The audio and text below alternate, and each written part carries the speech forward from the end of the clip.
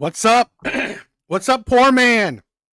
Yeah, I'm at Super Saiyan level 2, right? Super Saiyan level 2, my brother. Alvi, what's up, my brother? What's up?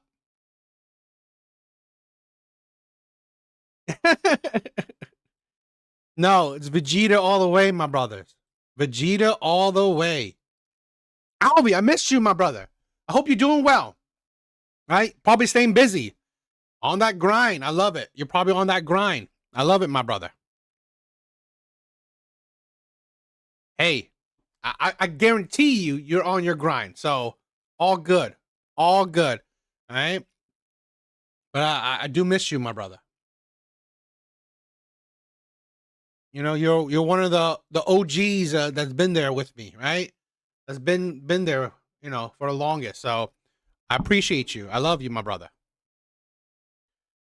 How's everyone doing? How is everyone doing?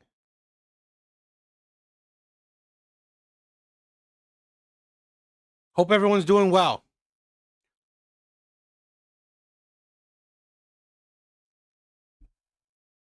Hey, like I said, you're on that grind. I get it, right? The grind. Got work every day. I know that feeling, right? I just had to pay property tax, paying all this other shit. Evil Eddie, my brother. Yeah. Well, this is the thing where, you know what? I want to do something different. I wanted to try something different. But thank you for the compliment. Thank you. Hell, one of the things why I dyed my hair is that I'm thinning a bit. So I'm like, fuck it, right? I mean, like, I'm happy that, in my 40s, my hair starting thin. Not like when I was in my 30s or 20s, like some other people. So, towards the later half of my life, it's thinning. Fine, right? It is what it is. I had a friend who was like, his hair was thinning when he was in his 20s. So, I should be grateful for, whatever privileges I have. So I was like, you know what? Since it's thinning, I'm like, hell with it. I'm gonna just dye it and go crazy. If it happens, it happens. I mean, like, I'll probably eventually go bald or just have a thin hair. I'm like, hell with it, right? If he's gonna die, he's gonna die. So I'm like, yeah, whatever. How's everyone doing? I hope everyone's doing well. I love you guys, right? I love you. I love you, fam.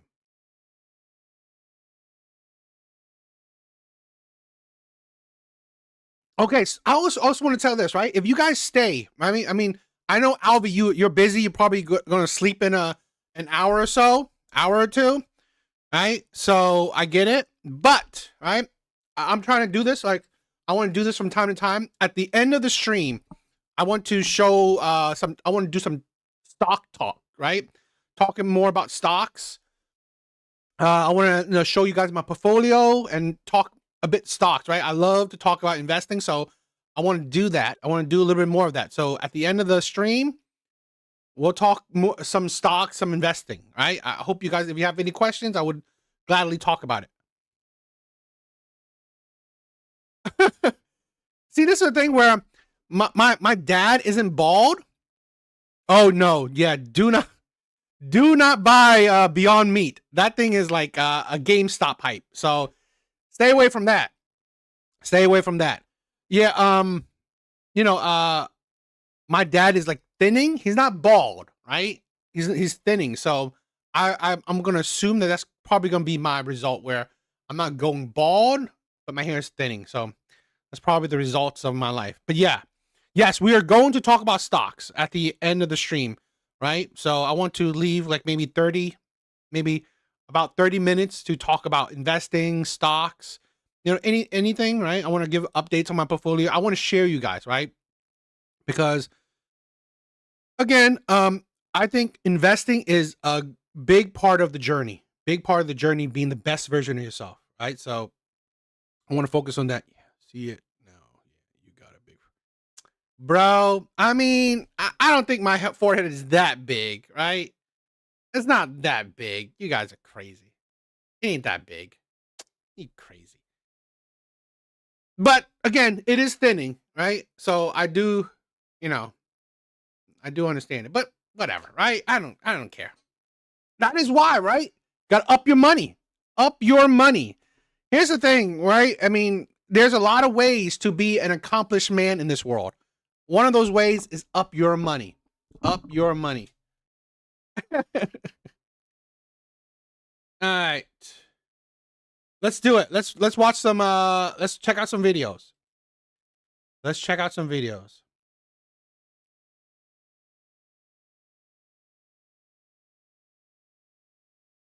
I mean the hair, I mean it is what it is, right? To be honest, I'm not I wouldn't cry on it. So.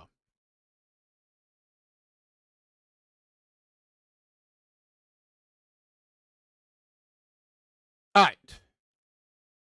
Let's get started. Let's react to some videos. So, I want to check out this video. The an old OG himself, right? I don't know how old, I mean how long ago Tyler the Fiend was, but he's a pretty you know, a big time manosphere creator, right? And very interesting, right? Very few male creators, you know, do this type of you know, video. So, you know, very different, very, you know, he stands out. But yeah, I watch his videos from time to time. So I want to, you know, add a bit of reactions to his videos on the, you know, in the catalog, right? Because he's a really cool guy, right? I mean, great videos. So I want to check it out. I want to check out what he did, right? And it's like an interesting title, right?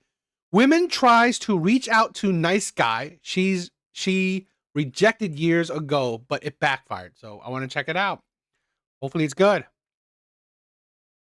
Are praying that the guys they ignored are waiting for them after they are done having fun and they are ready to settle down now. But here's the harsh dose of reality they're going to get. The men are actually done. We've got a video for you here today from Alpha Central titled, "She Reached Out to the Nice Guy She Rejected 8 years ago, and Then This Happened." Let's jump into it. You know what's worse than Sunday scaries? Saturday scaries. I messaged a guy that I did not talk to for like 8 years. Literally like hooked up with him like 8 years ago. And I randomly thought about him. Like, you know, like when you're single at like 28, you start thinking about, oh, maybe from the past, like this is a good guy. Yeah, no. This is what went down. First I messaged him, hey stranger. He said, sorry, who's this? I said, Leah Bars. And then when I said, well, I said Leah, haha. And then I said Bars. And then when I sent Bars, it didn't say delivered. So I was like, did he block me?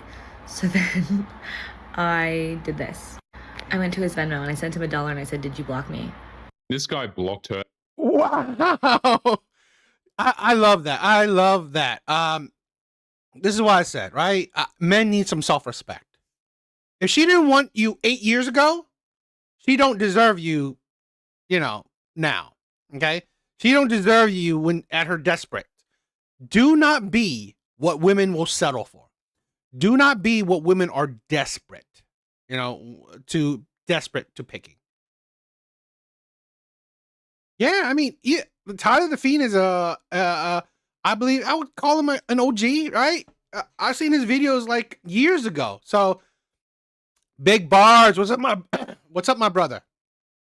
And made it clear that he wasn't interested in talking with some random woman he hooked up with almost a decade ago, but she is so desperate she's willing to pay him just so they can talk. The loneliness these women are going through is driving them insane. And then he unblocked me and said, what's up? This is random. So he did block. So he did block her. I said, well, why did you block me? He said, why are you texting me? I said, whoa, I don't know, to catch up. He's like, it's been 8 years. I said, damn, I didn't know people couldn't talk again. My bad. He was like, I have a wife and kids now. Plot twist, my bad. He said, no, Tyler's the GOAT. I agree. Bo's an OG, like I said.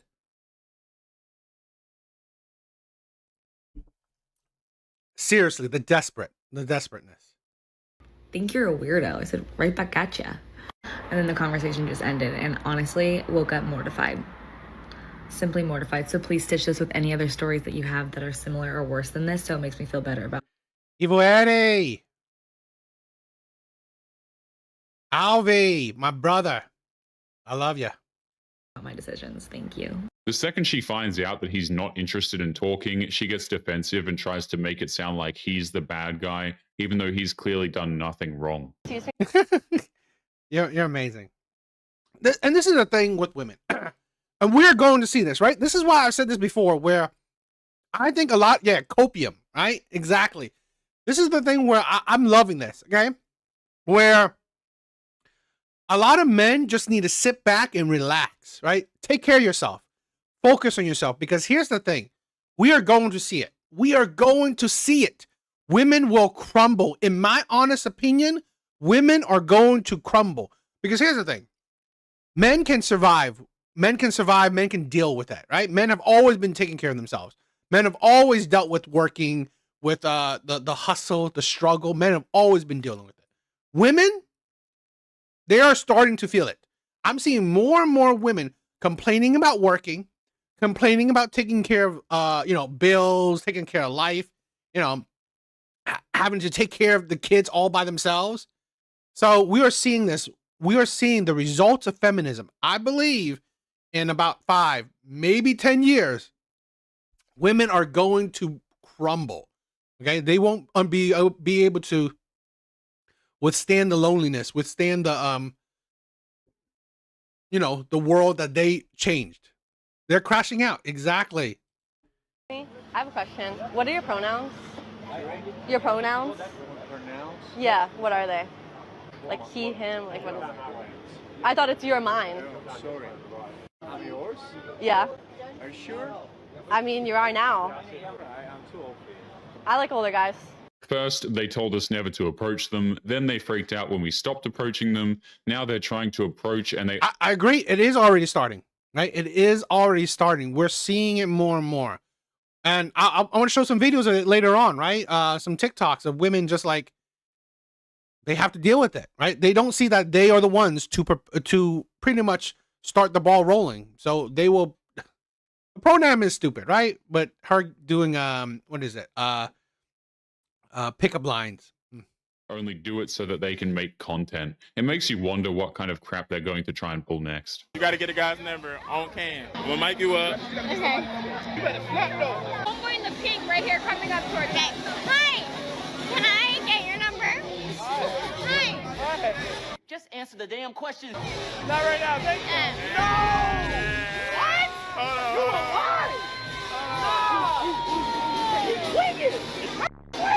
She's obviously wearing a mic and a camera is following her. No man with an ounce of basic intelligence is going to give this woman his. And this is the thing, right? This is what a lot of men are finding out or seeing. He's not around for your pleasure, right? He's not around for your chance to make content. I've seen so many women just going on so many dates. What's the point of dating? Literally, it seems like she's going on dating to make content. That is it. And this is why a lot of men are like, what the hell is this? So you're just going on dates to make content? Is that what men are for? Your content? That's what a lot of women are doing. Absolutely. This is another reason why it sucks. His number. It's either a trap or her desperate plea for attention. Either way, men are not falling for it. I saw this really cute guy when I went to Costco recently, and I was like, okay, so he's my new crush. That's perfect, because I haven't had one, and I was like, life needs a little spice, right? So I went back to Costco because I was like, I need to find him. Oh, I always say this, right? I have this big ass theory that women, the most dangerous emotion a woman can have is boredom. Women are always thinking about boredom, right? Oh, I don't want to be bored. I don't want to be bored, right?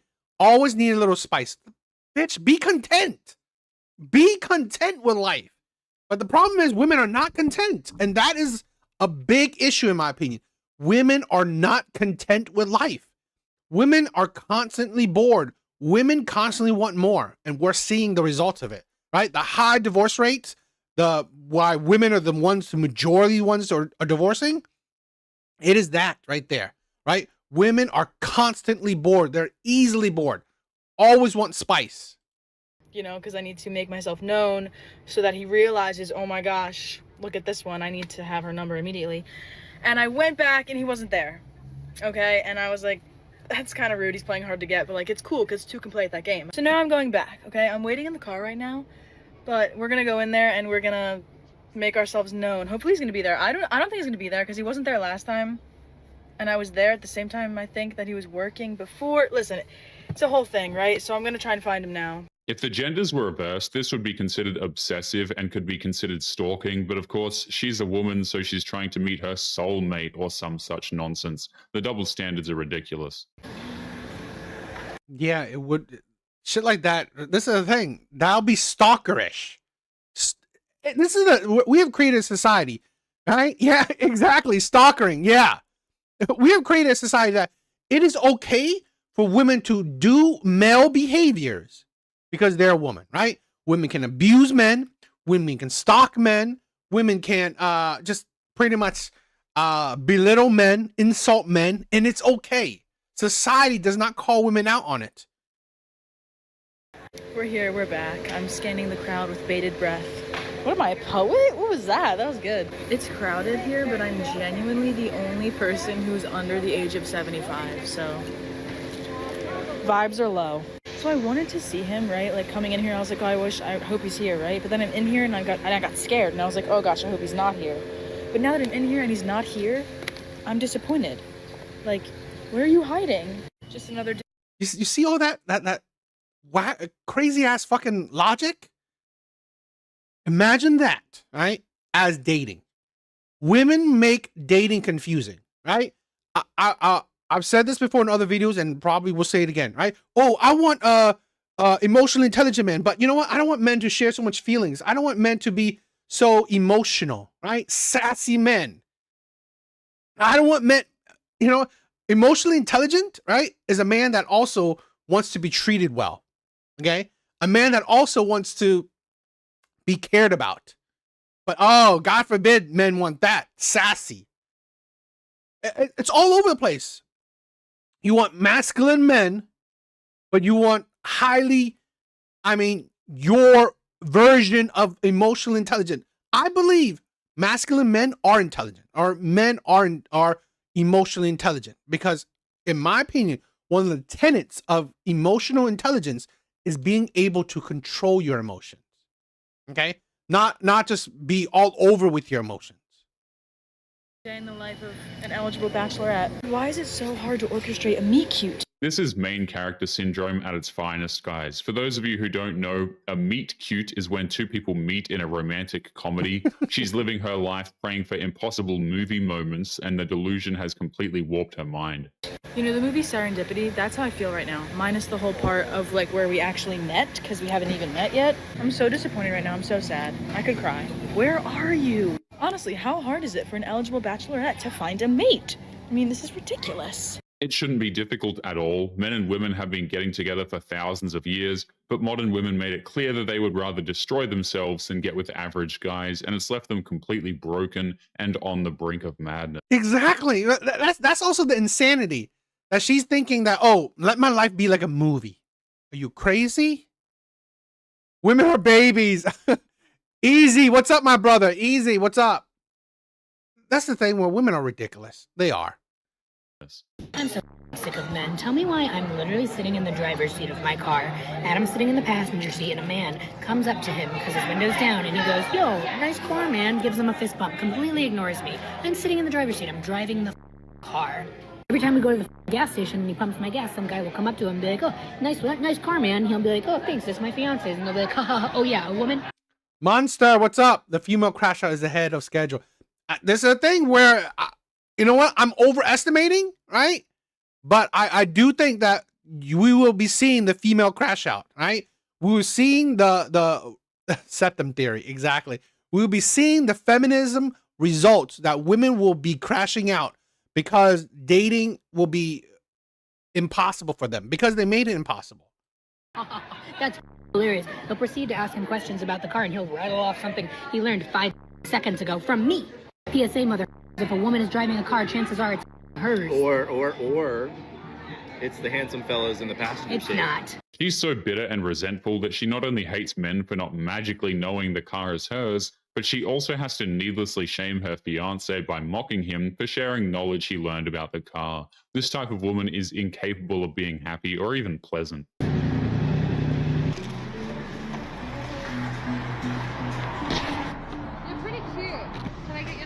Nah, I have a girlfriend. She's a lucky girl. Nah, is she? I have a gun. She's much cooler than you. She does sound pretty cool. Yeah. I love you. God. This is the thing. I've said this before, right? I've said this before, and I've never said that I made my channel to hate on women. It's not. It is to show that women are no better than men. Right? Here's a woman that's absolutely a creep.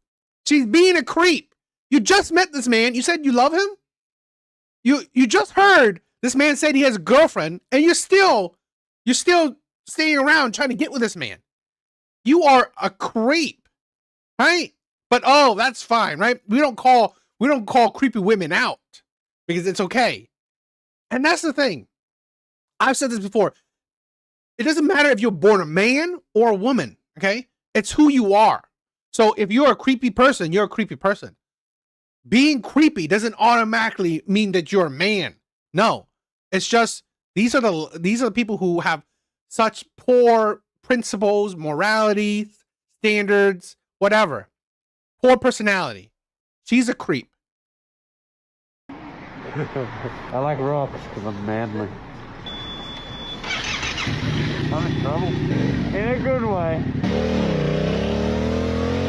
This guy made it clear that he has a girlfriend and he's not interested in talking to her, but she will not leave him alone. Not only is that a major violation of that guy's personal space, it also shows how insanely hypocritical these women are when it comes to... You know, I gotta admit, right? The whole septum ring theory thing, it's becoming more and more true, right? It's always women that has these septum rings that they are so, you know, they make these wild ass take, and they're so unbearable women. So it's quite crazy.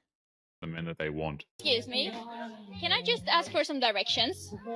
I'm going from here to our first date. Where are you going? I'm going from here to our first date. First date. What is that? You don't know what a date is? When you go with somebody. Yeah. Okay. To our first date. Okay, and where is that person? I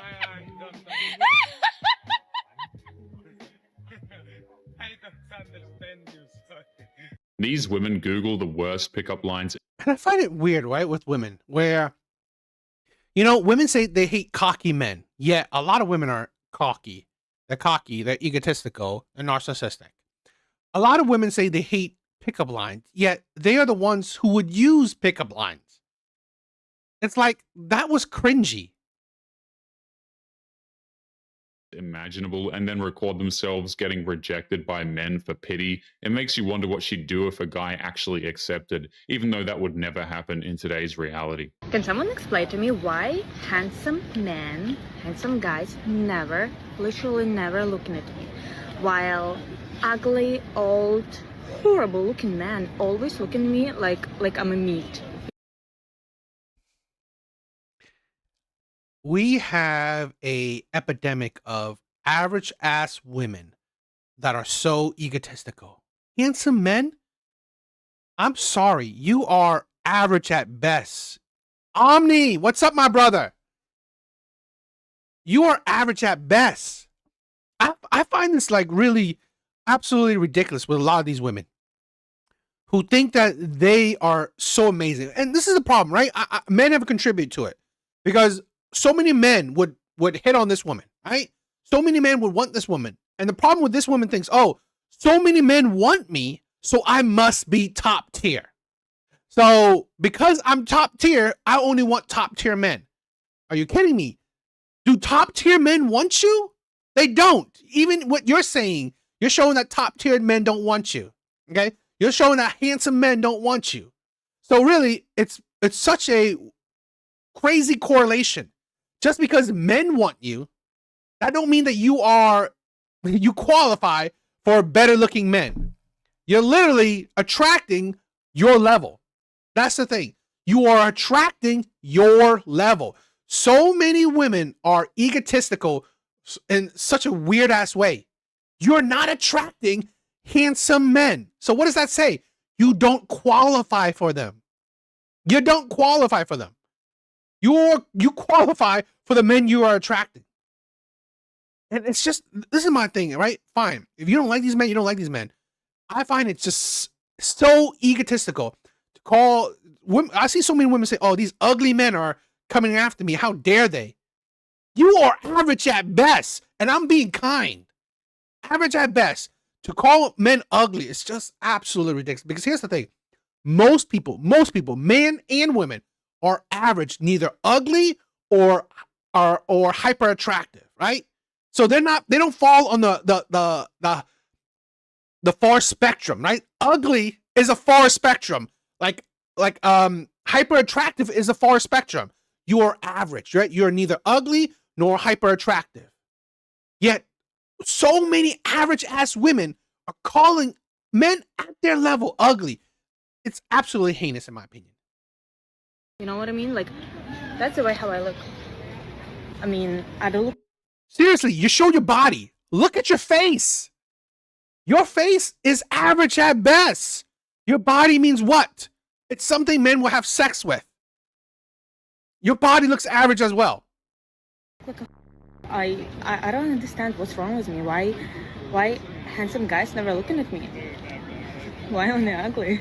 It's safe to assume that when these women refer to ugly men, they're talking about men who are average looking. She thinks that she's entitled to Chad and everybody else must avert their eyes because apparently men looking at a woman they find attractive is an unforgivable sin. Why are guys so lonely? Because no guys just come up to us. Like, we're just, I don't know, I guess we're just ugly. Yeah, I agree. Do you think they are too afraid to approach girls? No, I just think that, we're just ugly. That's like the only possible You think thing. so? What suggestion would you give to them to overcome you guys being so ugly? I don't know, I'm seeing this more and more, right? What is wrong with being average? I don't understand. Women have ruined society. Women have ruined society. Being average is fine. Being average is normal. This is the problem. If you're not hyper attractive, you're ugly. What the fuck? What happened to the in between? What happened to the in between? You're normal. This is why women have messed shit up, right? They have ruined the attraction scale, right? Because here's the thing, right? We've heard it. By dating statistics, women are attracted to the top 20% of men. 20%. I mean, such a low amount of men. So they view all other men pretty much ugly. It's such a skewed view. Lower their standards? I guess that's the only way. It must be. We actually created a community in which we motivate guys to leave their rooms, approach girls, be confident, actually put themselves out there. Would you recommend that for guys in Toronto? Yeah, definitely. I don't want no Toronto man that doesn't have any game. Guys don't approach because we were told not to under threat of extreme punishment. Why should a man approach you when, number one, a lot of these women have nothing to offer, and number two, women have been telling men not to approach them for a long time now. Up a conversation with this girl that was like from Europe, and she was visiting. That's 2 hours away from you? Well, there's Toronto women for you. In Toronto, and she just was like, by the way, like the men here, they just don't they don't approach you, or they'll find you attractive and just kind of do nothing. And I was like, yeah, welcome to Toronto, sis. Do y'all think that's a product of just society as a whole? Because American women have that same sentiment over the last 5-10 years, been vocal about men not approaching them. So now men are like, all right, well, y'all have been the loudest talking about y'all don't want men to approach us. Don't approach me. Don't talk to me if you see me in public. Men aren't even allowed to look at women for more than a quarter of a second without being labeled a creep. That's not a Toronto thing. That's happening. Man, if it's 3%, we are cooked. The world is cooked. If women only find 3% of men attractive, the world is cooked. It's cooked. In every single city that celebrates modern women. So now we're following suit, and now it's like, well, y'all not trying to approach. I'm like, which one is it? I think it's how you approach, though. It's not always just about the. I think it's how you approach. Sometimes it's not fucking how you approach, right? It's who you look like. It's if the woman finds you attractive or not. I've seen it done, right? Two men approach exactly the same way. I've seen it done. Two men approach exactly the same way. Guess what? One is conventionally attractive. One is pretty much not, women wouldn't find him attractive. It has happened many times before. Okay? Men don't, it's like you make it seem like men are using like a handbook or something, right? Men approach like so drastically different. No, most men approach the same way. Even if you're top tier good looking or average as shit or ugly as shit, most men approach really the same way. They don't approach like all that drastically different. The difference is how good looking you find each man. That is the thing. That is the determining factor. I've literally heard a woman say, right? She's literally said this a hyper attractive man said some very misogynistic, creepy ass shit, and she still talked to him, right? So that's the thing. I've literally heard women say that these men said some crazy ass, misogynistic, creepy ass sexual shit to her. She still talks to him. So no, it's not about how you approach. It's not. It's about what this woman perceived this man's attraction level. Because again, I've literally seen men say a lot of heinous, hyper attractive men say a lot of heinous ass shit, and they still say, "Okay, let me continue talking." I've seen like, what is it? There's this guy Marlon, right? He's a really attractive streamer, and he said some really like sexual heinous things like on dating apps to women, and they still like, okay, let me kept on talking to him. They kept on talking to him. So no, that shit is bullshit. Sometimes it comes off a little. I think it's how attracted you are to the person That when too. they approach you. I notice female do that. Women do that too. Like if a man's not attracted and they approach them and they're not interested, they're like, "Oh, this guy's a creep." Get my But if pepper he's spray. fine now and he comes and it's like, oh, "Okay," Yeah, like it's a for little sure, different. I see Yeah. They always say that we need to approach the right way, but they never explain what that means. And that's because the only right way to approach a modern woman is to be attractive. Let's be honest. Let's be honest. How are you? Good, thanks. You? I'm okay. I had a really weird day because... Is this you? Yeah. Oh, I'll go with you. Oh, I'm sorry. Oh, no. Oh, you're on 5. Okay. I just had a really weird day because I did the 23andMe thing, and I found out that I was dating my cousin in high school because I'm adopted. Yeah, and then I also found out that I'm Mexican and Italian. Yeah, but anyway, okay, bye. Modern women see average men as pack mules. We're supposed to carry and move their heavy objects, but we're also supposed to listen as they trauma dump their baggage on our shoulders. But that's the thing, right? Women use men for, yo, Steve, what's up, my brother? That's the thing. Women view average men as just if I could use him or not, right? If he's useful or not, okay? If I could use him for content, if I can trauma dump on him, if I could use his money, if I could use his resources, they don't get. I've said this before. If a woman is not attracted to you, right? Not attracted to you, she will just make use of you. That is it. She will find a use for you. But the men that she's attracted to, right? She will be useful to him. She will try to be useful to him because she wants to make it easy for him to get with her. That's not happening. Men are not therapists to these women.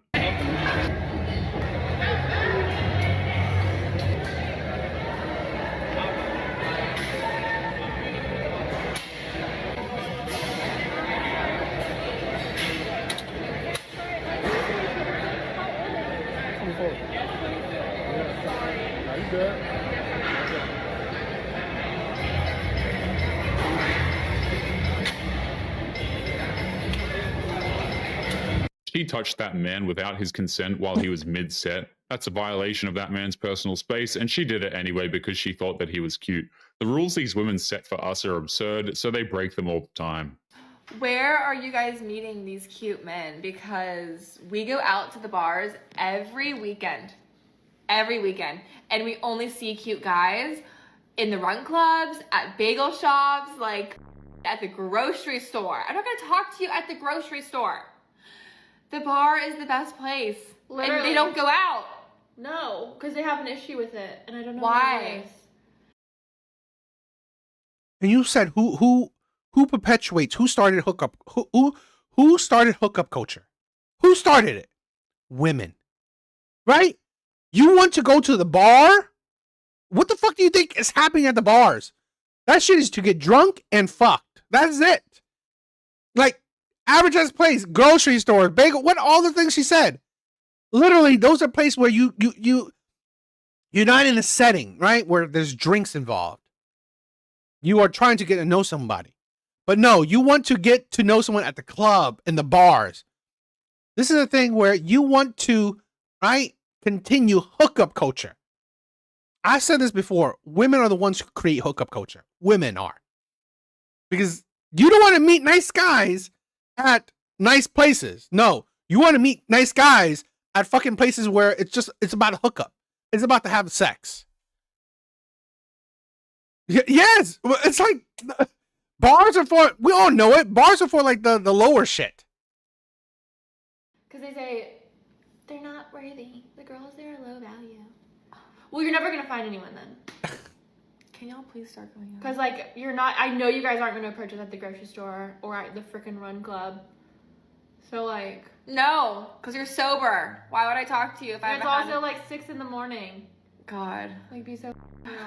They want to meet men at bars because they expect these handsome men to buy them drinks. They're not looking to meet a good guy to settle down. They're just looking to get intoxicated on someone else's money. Those days are done. It is a waste of time and money for men. When you go to a bar, do you typically look to pick up a girl? Like, would you go up to a group of girls and like, okay, never. You would never do Never. that. Okay. Never. I can't bring myself to do it. I think that all of the like typical pickup lines or whatever you would say to someone you don't know comes off so sleazy. It's like not the move. Even if a guy walked up to a woman with a cheesy pickup line, he would get humiliated by her for daring to talk. And you know, that's the thing where I hated going to bars.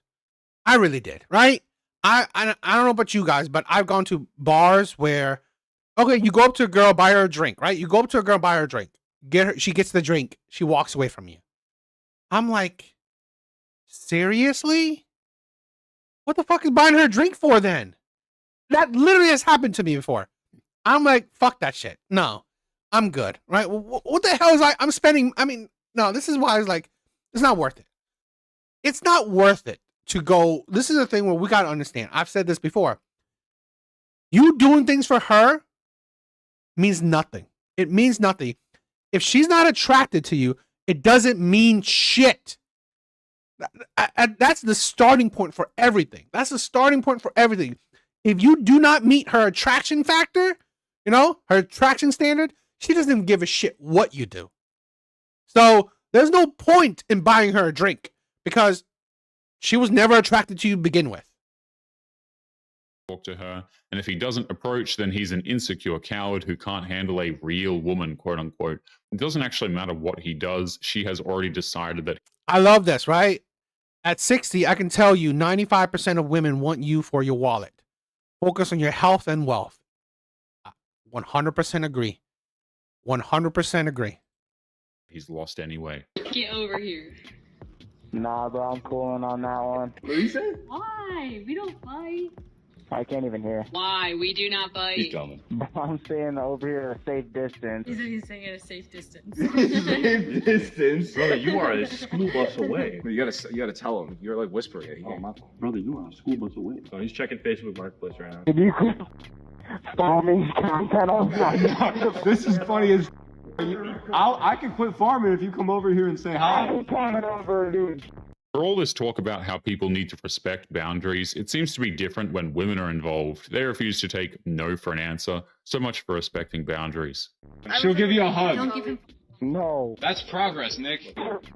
That's the first barrier to cross. Well, you gotta come say hi, actually. That's the first barrier. And then she'd give you a hug. Both actually just Snapchatting right now. Checking the weather. Looking like it's a little cloudy in London right now. I'm gonna pick him up and drag him over here. Yeah, we've already done We it. did it earlier. He's just gonna run right back. Pick him up? Yeah, let's go get him. You guys want a sparkler?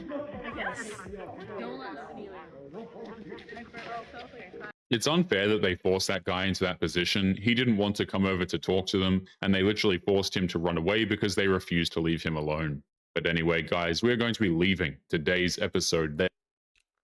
What do you guys think? I always like Tyler Feed, right? Again, an OG, an OG. I love his shit. Love his shit.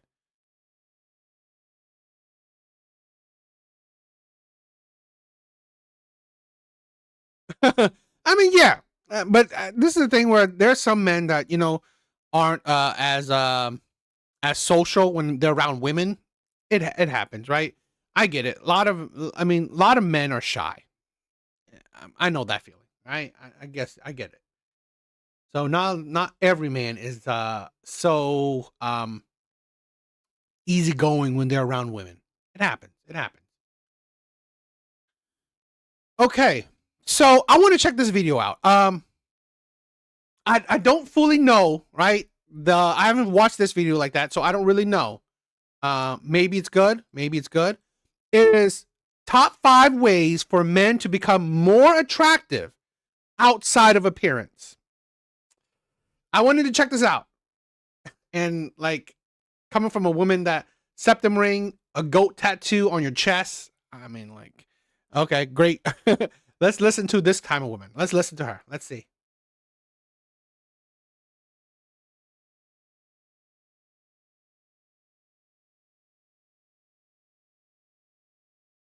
First out there to admit that there are far too many men that are way more confident when it comes to women than they should be. But on the flip side, I also feel like there are so many men out there who take a defeatist attitude and count themselves out earlier than they should. I feel like a lot of men think that they know what makes them attractive to women, but I feel like all of that information is misinformation, because men will think like, oh, I need to be the hottest guy with a 6-pack, I need to have a big thing down there, and like so many women know like that's not. She literally has a split tongue. To be honest, it's like I would not take advice from a woman like this, right? I would not take advice from a woman like this. Look at her. She's literally a full red flag. You know what type of man she's into. The most important thing to me. I mean, think about how many times you've seen like a 10 out of 10 woman with like a mid-ass man, like at least aesthetically. Like I think that there are so many things that can make you attractive as a man that go above and beyond pure aesthetics, and that's. I want to talk about this, right? You always see this, right? Like, or I don't really see it, right?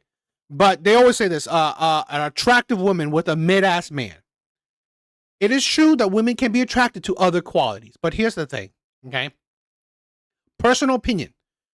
When a woman that's highly attractive, Kenny, what's up, my brother? What's up? When a woman is highly attractive with a mid-ass man, or even sometimes an ugly man, it is usually because, right, he has other qualities. But these qualities are, he's a simp. Okay, he's a simp, or he goes overboard to please her. He goes overboard to please her. So he's probably, maybe, again, these are just very general observation, where if he's wealthy, if he has money, he spends a lot on her. He spends a lot on her. He goes overboard to please her. He goes overboard to please her. He does as much as possible to please her. Now, I'm not saying that's a bad thing. If that's what you're doing to get her, that's what you're doing to get her. But I've said this before, right? I've said this before. A lot of these men,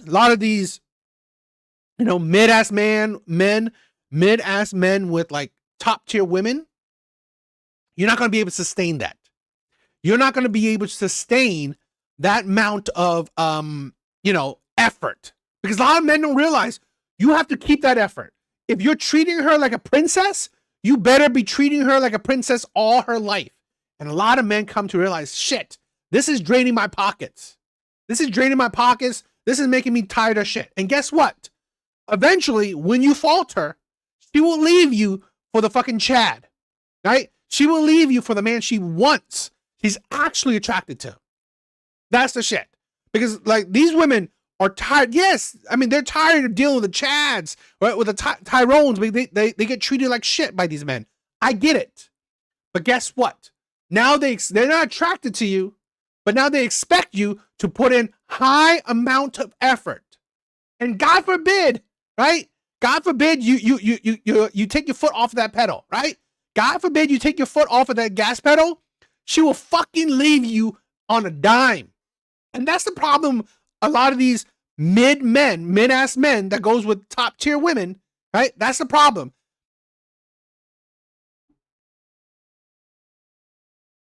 And this is why, right? One of the advice from the, manosphere content men, give is that I'd rather go for a 5, a 6 than go for an 8 and a 9, right? Because here's the thing. I'd rather sacrifice how attractive she is for less of chaos, less of a headache. Okay? I want to know that I'm giving enough effort and she still wants me. She still loves me. Okay? I don't need to go bankrupt to treat her like a queen, a princess, just for her to be with me. And I think that's the thing with a lot of us men, or a lot of men that's outside of manosphere content, right, don't understand. You should be able to give equal effort to each other, because I guarantee you, a lot of these relationships where these mid-ass men are with top tier women, they're not getting equal effort, right? That woman, that top tier woman, is probably doing shit for him. She's probably doing nothing for him. Maybe give him sex once a month, once in a blue moon, right? Because all she thinks is that I'm just your arm candy, right? That's what you get from me. And that's what a lot of men don't realize. Oh, that's it? That's all you're getting me? She probably doesn't give a shit about him. She probably barely knows him. It happens a lot. That's what I'm here to talk to you about today. So here are the top 5 things that you can do to make yourself more attractive to women that have nothing to do with your appearance or your body. Before we get into it, I just want to talk to you a little bit about why I feel like I am qualified to give this advice. So, and you don't have to agree with this, but I am a conventionally attractive woman. I have done a lot of dating in my life. I have never had an issue getting dates, getting matches on dating apps, going out and meeting men. You don't have to find me personally attractive for that to be true, but that's just a fact of the matter. In terms of beauty standards and stuff like that, I'm doing all right. And so I have a lot of experience in this field. Secondly, Omni, explain what you mean, right? Explain what you mean. The only one she's going to end up with is John. I have a lot of girlfriends who are also similarly attractive that also do not have an issue getting dates and dating, and also have a lot of experience in this field. And we often get together and talk about our dating experiences. So not only am I drawing from my own personal experiences, but I'm drawing from what other women with potentially different mindsets, different tastes, different preferences are thinking too. I basically have a lot of access to different perspectives and intimate. I definitely agree, right? You can tell what type of man this woman goes out with. I doubt this advice she's giving is the type of men she dates. I doubt it. Oh, no, definitely. Most definitely. Right? Hot chicks with fade. Like, this is the problem, right? This is why, again, like Omni said, this is why good men, nice guys finish last. Because you get the attractive women, right? Who ignore, she was an 8, she was a 9, right? When she was 25, 22, 24, whatever, right? She was she was like at top tier attraction. She ignored your ass, right? She got with the Chads and Tyrones. But now that she's 40, right? 40. She was a 9 then, but now she's like a 7 or a 6 now at 40. Oh, now she wants you, right? Now she settles for you. Yeah. Points of view from other women who also have a lot of experience dating. And then lastly, to address the elephant in the room, I am an OnlyFans creator. I've been an OnlyFans creator for several years now, and you may be asking yourself, why? No surprise there. Again, this is the stereotypical. You can see the trauma on her. Why you would want to take dating advice from somebody with a job like mine.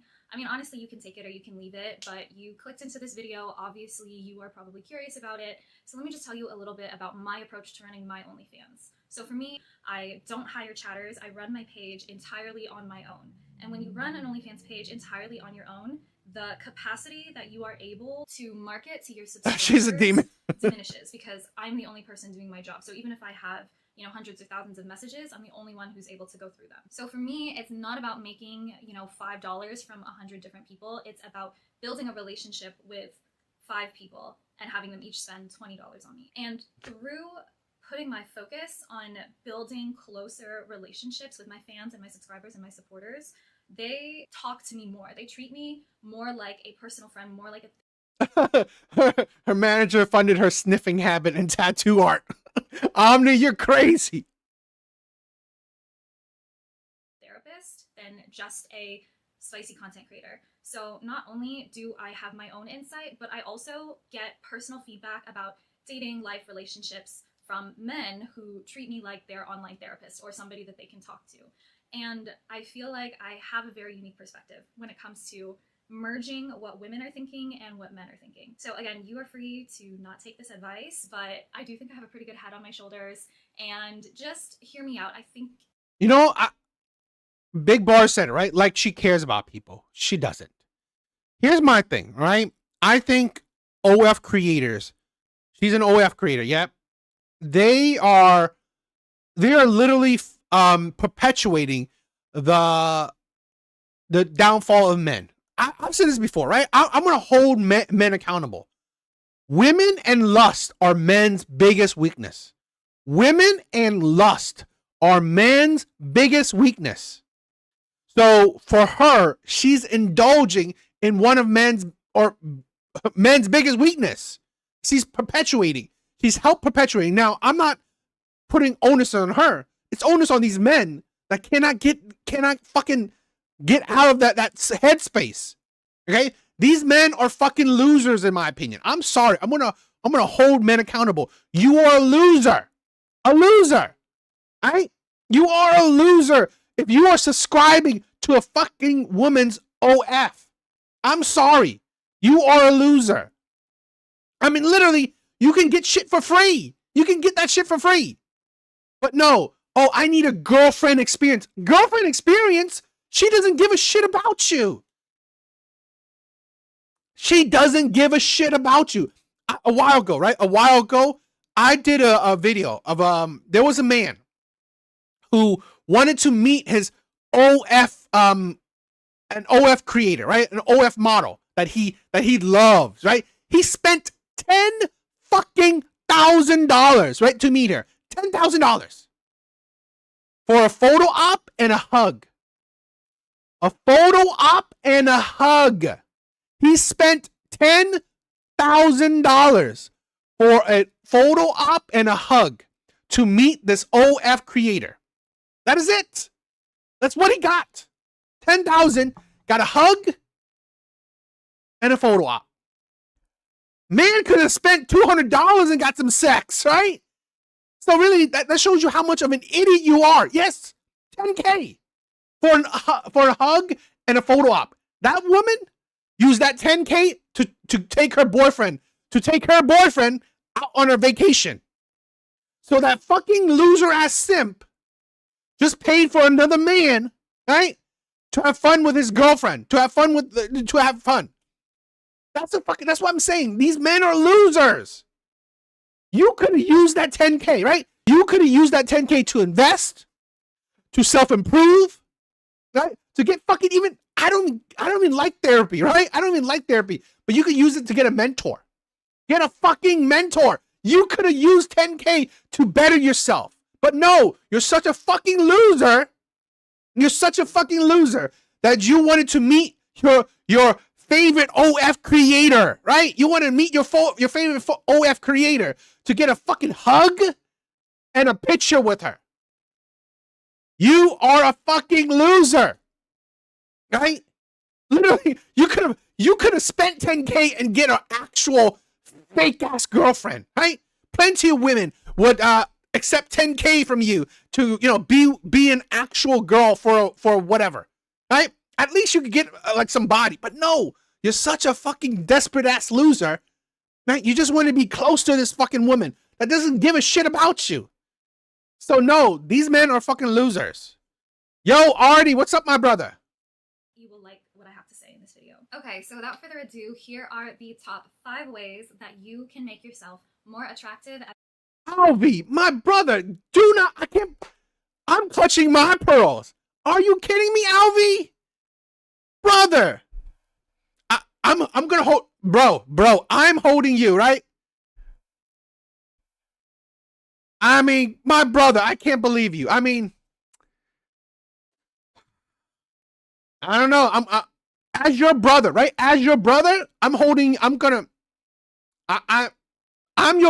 as your brother, right? I love you. I said this. I love you.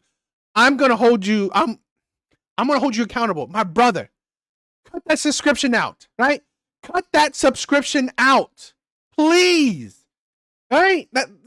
No, these fake ass women don't deserve your $5 a month. Come on, brother. As a man that have nothing. I want to say that comes from love, right? That comes out from love, right? I'm not trying to belittle you. That comes from love. You are a loser, my brother, right? Or you were a loser. Yeah, I'm to do with physical appearance. Number one, and I see this a lot on my OnlyFans, is you need to learn how to be a better conversationalist. A lot of men come to my OnlyFans because they are bored and they just need somebody to talk to. And I cannot tell you how many times men have initiated conversations with me because they want to talk, only to be the driest conversationalists out there. Like, it's very obvious that they are searching for like human connection and they want to have a conversation because they're always the ones that DM me, hey, first. But then once we get into it, they just cannot keep the conversation going. And for me, like, messages, DMs, that's how I make the bulk of my money on OnlyFans. I find this stupid, right? Let's play this out. Let's play this shit out, okay? You're saying to men don't know how to keep the conversation going. Okay. Hey, how's your day going so far? Pretty good. How about you? Oh, it's been good. Lots of B-day parties this weekend, and it's been a fun time. Up to anything fun lately? I wish. What the fuck? What the fuck are you talking about? Literally right there. This bitch is crazy. I'm saying this bitch is stupid. To have the audacity to say that men don't know how to keep the conversation going. I literally read it to you. Hey, how's your day going so far? Pretty good. How about you? Not much to work with. It's been good. Lots of B-day parties this weekend, and it's been a fun time. Up to anything fun lately? I wish. Bitch, how can any man keep the conversation going with that shit? You didn't even ask him anything. You didn't even, why was those birthday parties so fun, right? Or what did you do during those birthday parties? Literally, she gave him nothing to work with. The bitch said, be a better conversationalist. Bitch, you were dry as fuck. You were dry as fuck. You didn't, right there. This is why I gave up, right? This is right here. What she's proving is why I gave up online dating. I'm done, right? I'm fucking tired of online dating. And this, I'm sorry, I don't usually call women out of their name, right? I don't. I'm sorry, right? So I'm going to preface that I'm sorry. I don't usually do this. But this is a bitch right here. This is a motherfucking bitch. Yeah, I'm sorry. Yeah, I'm raging. I'm raging out because I experienced this shit so much. I'm telling you, right? Literally, she gave him nothing to work with. I wish. Oh, well, what do you like to do for fun? I mean, like, come on. Hey there, how's it going? Good. You? Going pretty well. Just chilling and answering DMs right now while I have lunch. Nice. This one, he's weak, right? He's weak.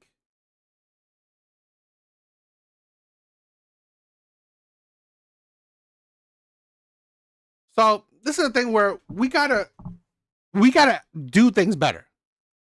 Fans, like, I am a good conversationalist because that's my job. So the problem is most definitely not me. But you can see from these conversations, like, here I am asking them questions, trying to keep the conversation to a person. And so if they say something along the lines of like, oh, I don't know, I'm having a really tough week, I'm having an issue in class.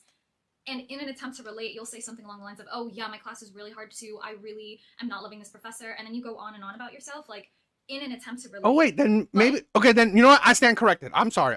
Maybe I stand corrected. Maybe that was her, right? So then I agree, right? Fine. I think I stand corrected. Maybe she was the one on the right, like Evil Eddie said. She is a. Again, you're centering yourself in the conversation. You're not engaging with what they're saying. You're just using what they're saying as a jumping off point to talk more about yourself. And that is a huge turnoff. I think women are really trained to be good listeners. And so it may come naturally to a lot of women to kind of ask questions in a conversation and a man come away from it being like, wow, she's a really great listener. I feel like we can talk about anything. And in reality, that anything is literally just her asking you questions and you not asking. No, but then okay, here's the thing where then I think let's say this. If she then I stand corrected. I correct myself. I stand corrected. Maybe I'm projecting, right? I'm projecting. I'm projecting. So I agree to that. So I own my fault. But what I say, right? It is true with what's happening to, and I don't know. Maybe it's just happening to me, but most of my conversation is like that. So I'm projecting onto her. My fault. I'm sorry. I'm projecting. So, but this is the point where be a better conversationalist, right? Like she said, be a better conversationalist.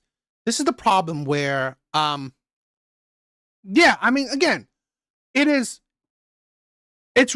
reverse. Yes, there's a lot of men, but here's the thing, right? Let me say this, right? Here's the thing that the men that are that goes on OF, these are not the most, let me say what?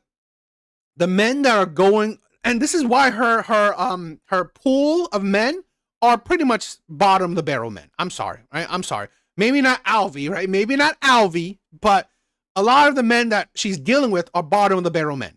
I'm sorry. So what I believe most men are experiencing is what she is experiencing, the reverse. So it's usually the men who are trying to make conversations, but it goes nowhere because she doesn't help, right? Women are not good conversationalists, or at least not in general, because here's the problem, right? It is her job. That's the thing, right? It's her job. I'm going to preface this. I'm sorry for my mistake in the beginning, right? My mistake. I'll own up to that. But again, what I believe is that this is the problem. It's her job. It is her job to make the conversation going, right? That's the difference, where it's her job to make the conversation going with her clients. These are her clients. These are men that are paying for it. So she's making the extra effort. But the problem in the real world, right? In the dating world, the real world that men are dealing with, none of these women make that effort. At least because again, there's no incentive. For her, she's dealing with clients. So of course she is going to make the effort. While in the real world, a lot of these women don't care. They're not that attracted to you. So this is what a lot of men are experiencing, and why I was triggered. I'm gonna preface that I was triggered. Right? So I'm gonna tell you that I'm gonna be honest. I'm gonna hold myself accountable. I was triggered. You know, it is what it is. I was triggered. So, you know, a lot of men, in my personal opinion, are experiencing the opposite. Experience what she is experiencing. So to say be better conversationalists, again, you cannot be a better conversationalist when it's just one way. And that's the problem. Men are not facing the problem, they need to be better conversationalists. No. It's that men are having conversation with people who don't put that effort in. I tried to, but I was being triggered. I get it. I was being triggered, and you know, so that's why I wasn't critically thinking. So I hold myself accountable for that. I wasn't critically thinking. I assumed because I was putting myself in that shoe. So, you know. Questions back and her just being a good listener. And that's a turn off. So that's a skill that you need to develop. I see it all the time on OnlyFans. Obviously, not every man is like this. Some men are really great engaging conversationalists already, but if you are having an issue keeping women interested in you, this may be one of those reasons. Now, the key to being a good conversationalist is not just asking questions, but genuinely caring about the answers that she gives. So not just asking questions and then moving on to the next topic. Like, ask her a question, internalize her answer, remember it for later. Don't Suck just your car. ask questions to keep the conversation going. Ask questions in order to remember what she says and utilize it later on, whether that's the next time you meet her, whether that's later on in the conversation. Just make her feel heard. Make her feel like you're curious about her, and not just about what she does, but how she feels, how the things that she's talking about have impacted her life. Make her feel like you actually care about what she's saying. Not many men can truly make a woman feel heard. So if you can develop the ability to do that, you will really stand out. And the way to do this is just to practice. You don't have to practice by talking to women. You can do this with the people already in your life. You can do this with your friends, your family. Just be conscious about the space that you take up in a conversation and work on engaging them to want to share more with you. So that's number one. These next two things fall under the general umbrella of getting a life. And I say this with all of the love in my heart. One of the ways to make yourself more attractive is to get a fucking life. Number two on my list, get a hobby. Number three, develop close bonds with your friends. So getting a hobby. Choose a hobby based on what you are most passionate about. Don't choose a hobby based on what you think will make you the most attractive to women. Because see, here's the thing, you don't need to be a maximally attractive man, if that makes sense. Like, if your hobby is video games and anime, then go do video games and anime. You don't need to like take up going to the gym or like reading feminist literature. Like, you should do what you want and the right person will come to you. But I think getting a hobby is so important. This is the thing where I said this, right? Gotta stop listening to women. You gotta stop listening to women. Because, first of all, be a better conversationalist, get a hobby. One, a lot of these geeks have hobbies, right? A lot of these men have hobbies. A lot of these men have geeky hobbies, okay? And then be a better conversationalist. It's absolutely ridiculous. Isaiah, what's up, my brother? Who's a devil worshipping 304? She is an OF model trying to give advice to men that are not to give advice to men that are less attractive. But here's her problem. It is false, right? You will have to be attractive in some way. Attractive physically, right? Or attractive monetarily. You have to be attractive either physically or monetarily for any of these fucking advice to even work. Because it gives your personality depth. Every single woman that I have talked to says Per minute. that one of the most attractive things to them about a man is when he's able to talk passionately about something. When you are talking passionately about something that you truly care about, there is like a spark in your eyes and you can just feel the love and care in your voice when you talk about it. And that is so, so, so attractive. And it's also just important to have things outside of dating and outside of women that you care about and that bring you joy. And it just makes you more interesting. The second thing under this umbrella of getting a life, number 3 on my list, is developing close bonds with your friends. And by that, I mean you need to find people that you feel comfortable having deep emotional conversations with that aren't just the girl that you're dating. Get comfortable sharing your emotions, sharing your dreams, your thoughts, your hopes, your fears. Because here's the thing, good communication is a learned skill. It's not something that you are naturally born able to do well. It's something that you have to practice. Because the first thing is being honest with yourself about the way that you're feeling, the thoughts and the emotions that you're having, being able to recognize them instead of suppressing them and being able to meet them head on so that you can address them. And then the second thing is being able to communicate those feelings to another person so that they understand it. These are not things that you just grow up knowing how to do. And when you find a woman, you want to be able to already have those skills in place. She should not have to be the person to teach you these skills. When a man is a good communicator, is in touch with his feelings and can communicate them, we know that he has done internal work on himself to make himself a better person, and that's attractive to us. Okay. Emotion, trauma dump on us. This is the thing, right? I find this stupid. Because here's the thing where, Black Pill, what's up, my brother? I find this stupid. Where I mean, I'm not saying that conventionally these are terrible advice. I just say it's unrealistic in the sense that it's not going to make a woman want you more. It's not. Because here's the thing where I've said this. If she doesn't find you attractive, right? At least physically or monetarily, she doesn't give a shit if you have friends. She doesn't give a shit if you have hobbies. Right? Let's say this, right? A lot of the geeky men, right? These incel men, even the incel men, right? They have other, friends, other geeky friends. Doesn't mean that these men are getting girls. They're not. So it's not really necessarily true that, okay, if I follow these advice from her, you're going to get a woman. No, that's not true. It's not really true. Now, I do say that you should do these for yourself, right? Better yourself. Again, it's her advice is not necessarily terrible, not necessarily a bad thing, right? So I'll give her credit for that. It's not necessarily a bad thing, but I also say it's not foolproof, right? Because again, it doesn't necessarily solve the problem. It doesn't. It really doesn't. Because it doesn't solve the hurdle that you have to go over. It doesn't. And that's the problem a lot of men are feeling, because it is a growing percentage of men, of young men in particular. Young men are facing this a lot more, that they're not getting women.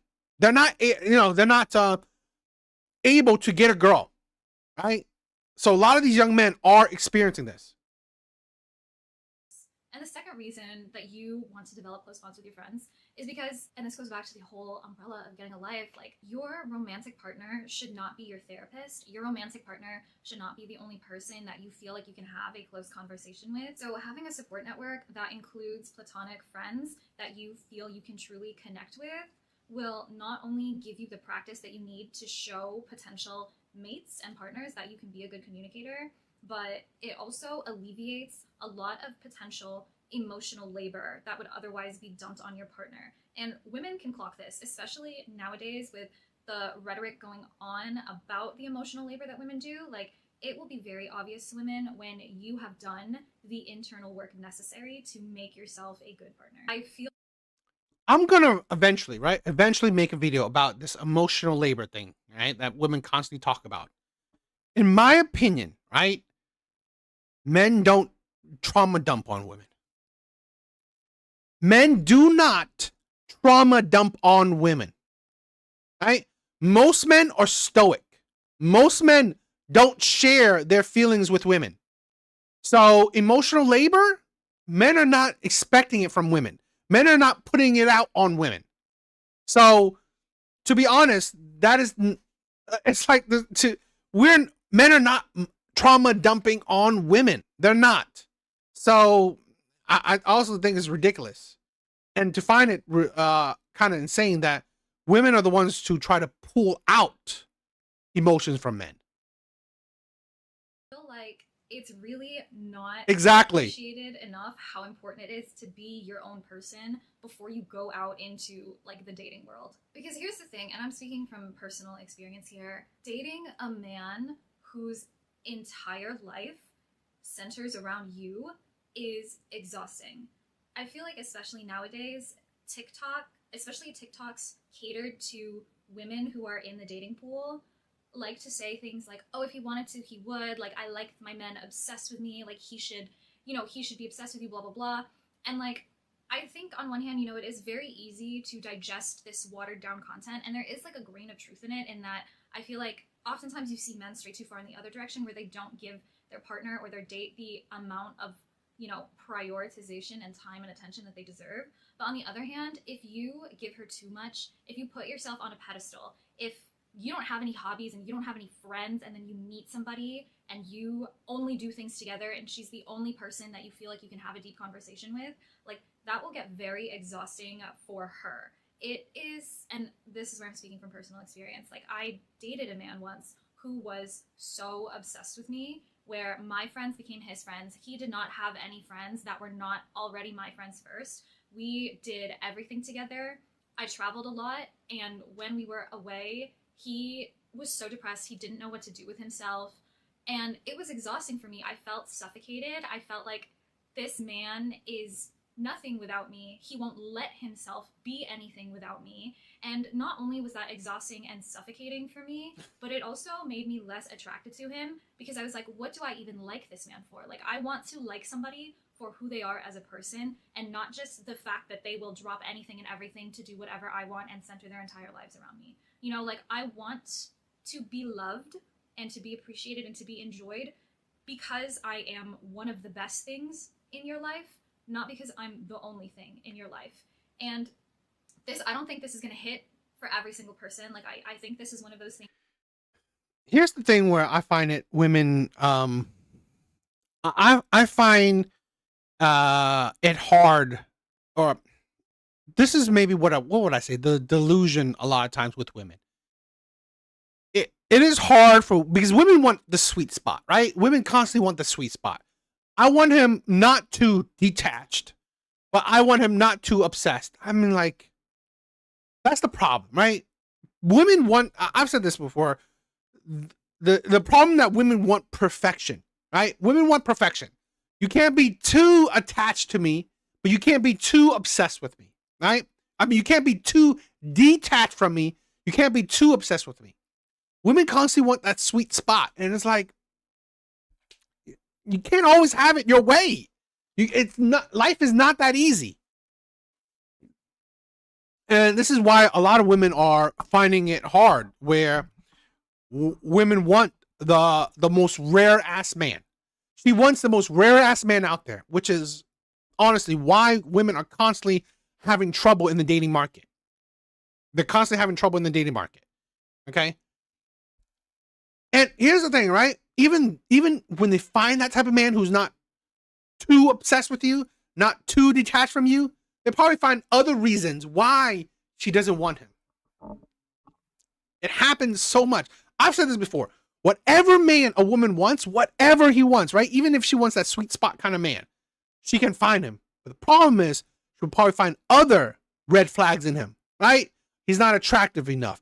He's not wealthy enough, right? So that is the problem why women will always find ways to disqualify men, especially if she's not attracted to him. Things where you really have to be honest with yourself about whether you just want somebody to pass the time, whether you just want like a situationship, or maybe just somebody to have a little bit of fun with, or if you are really trying to attract the right type of person for you and put out the energy that you know is going to bring you back the right type of person.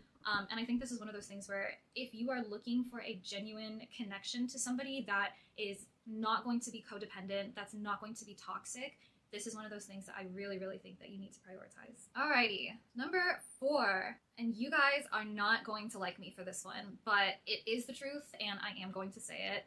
You need to find yourself a good career. And by good career, I don't necessarily mean one that is like super high paying or very like prestigious or whatever.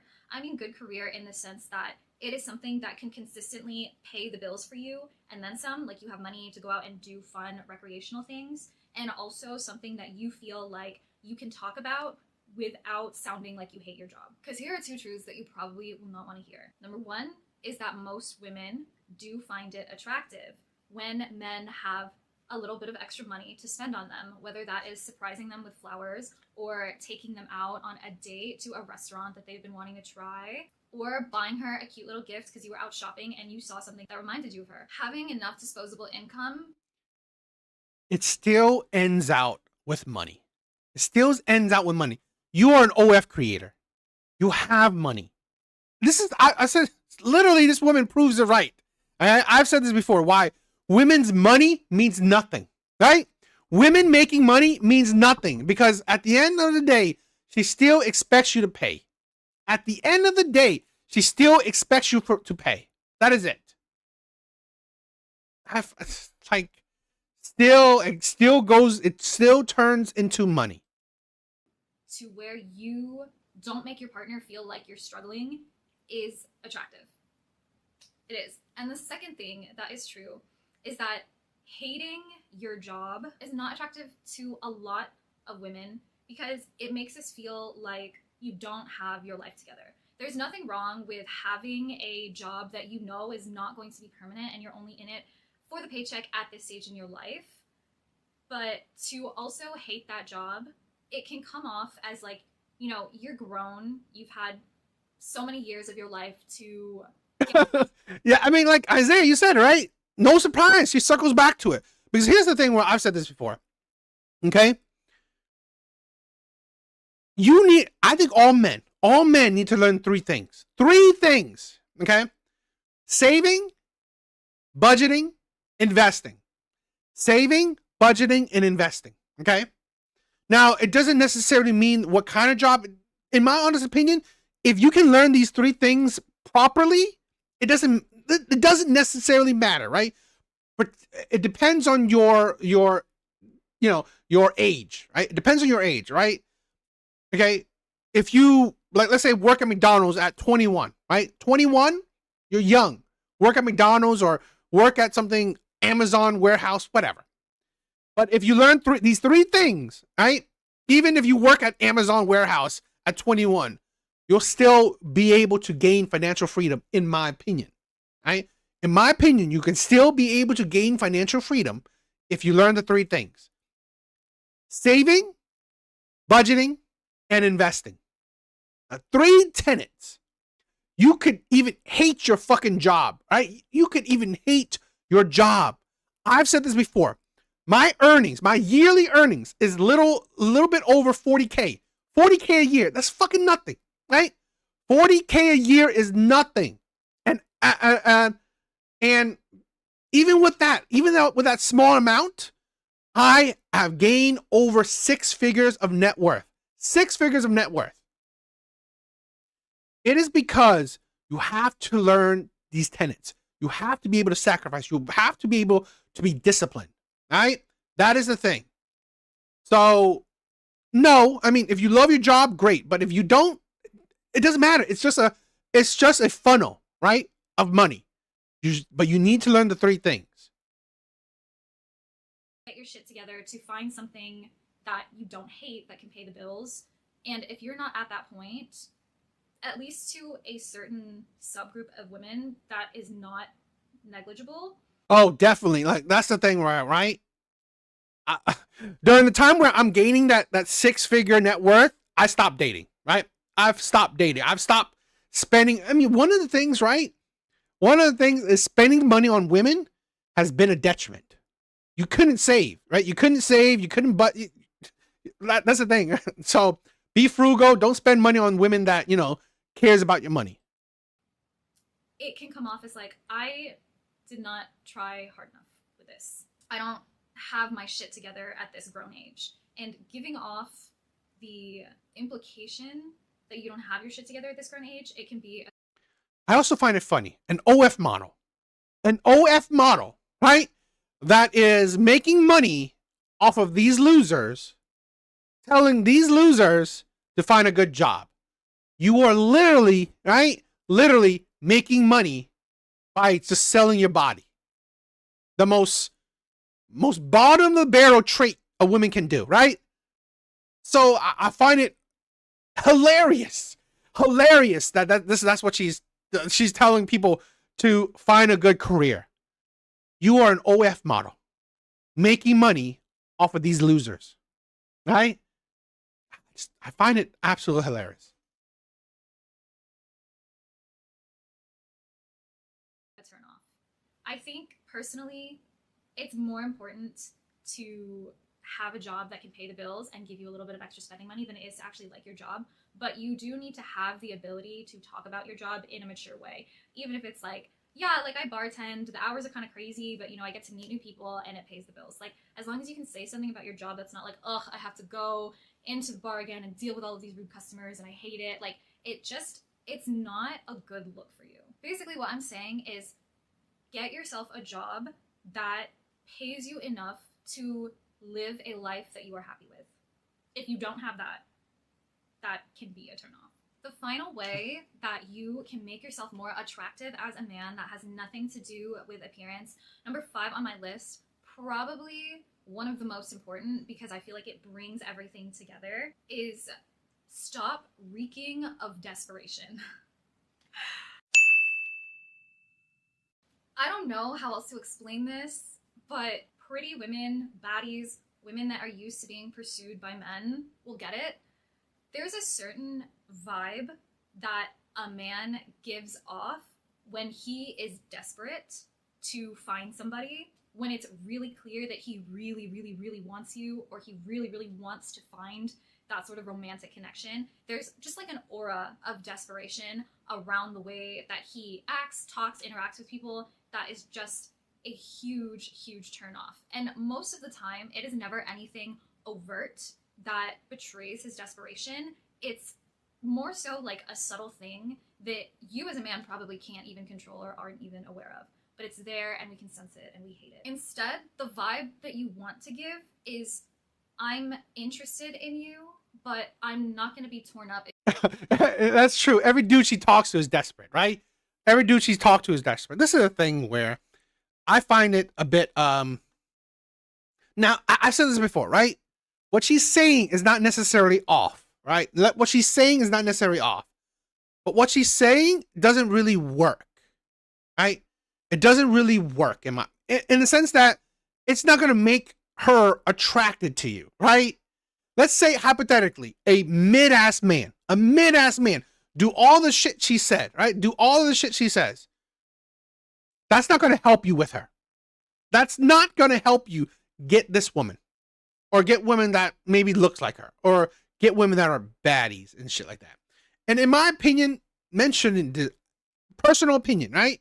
Men shouldn't even desire, or men shouldn't even want to actually get with women like this, in my opinion. Because again, women like this will only bring you chaos. Women like this will only bring you chaos. So I feel like, now, again, what she's saying is not off, right? It's not necessarily off. I'm not saying that. I just find it, what would I say? I find it off in the sense that it's coming from her is rich, right? I say it coming from her is rich because at the end of the day, it's not going to make like these mid-ass men get badass women. No, not really.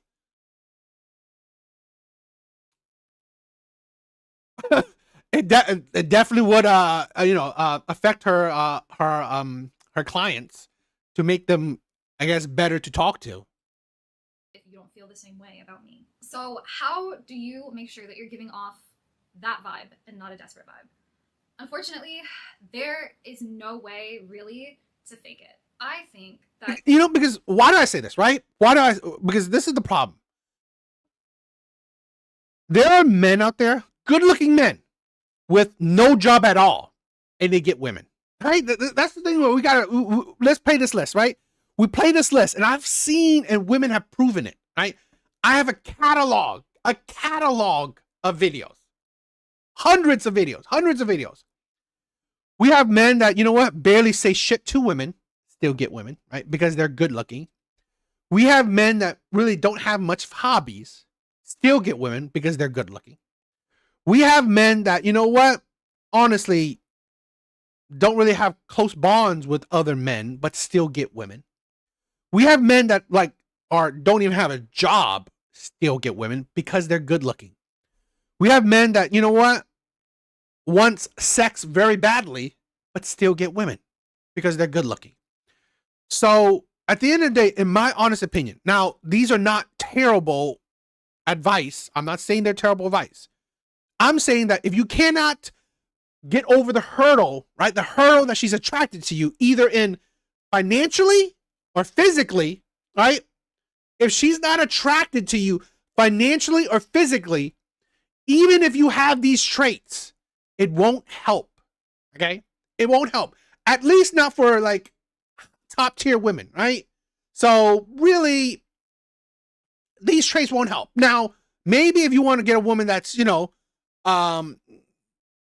maybe closer to your level, okay, right? These are not terrible things to listen to. But in my opinion, even women that are 4s, 5s, and 6, they are becoming egotistical, right?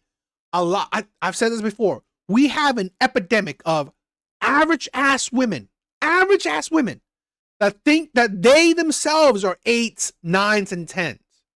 How many times do you hear it? I've seen so many fat ass women thinking that they're 10s. Fat ass women thinking that they're 10s. So we're having a problem, even if average men, right? Mid-tier men, maybe some 4s, some 5s, right? Who can follow these lists, they're looked down upon because they're viewed as ugly. So again, even if you can follow these things, it still probably won't work.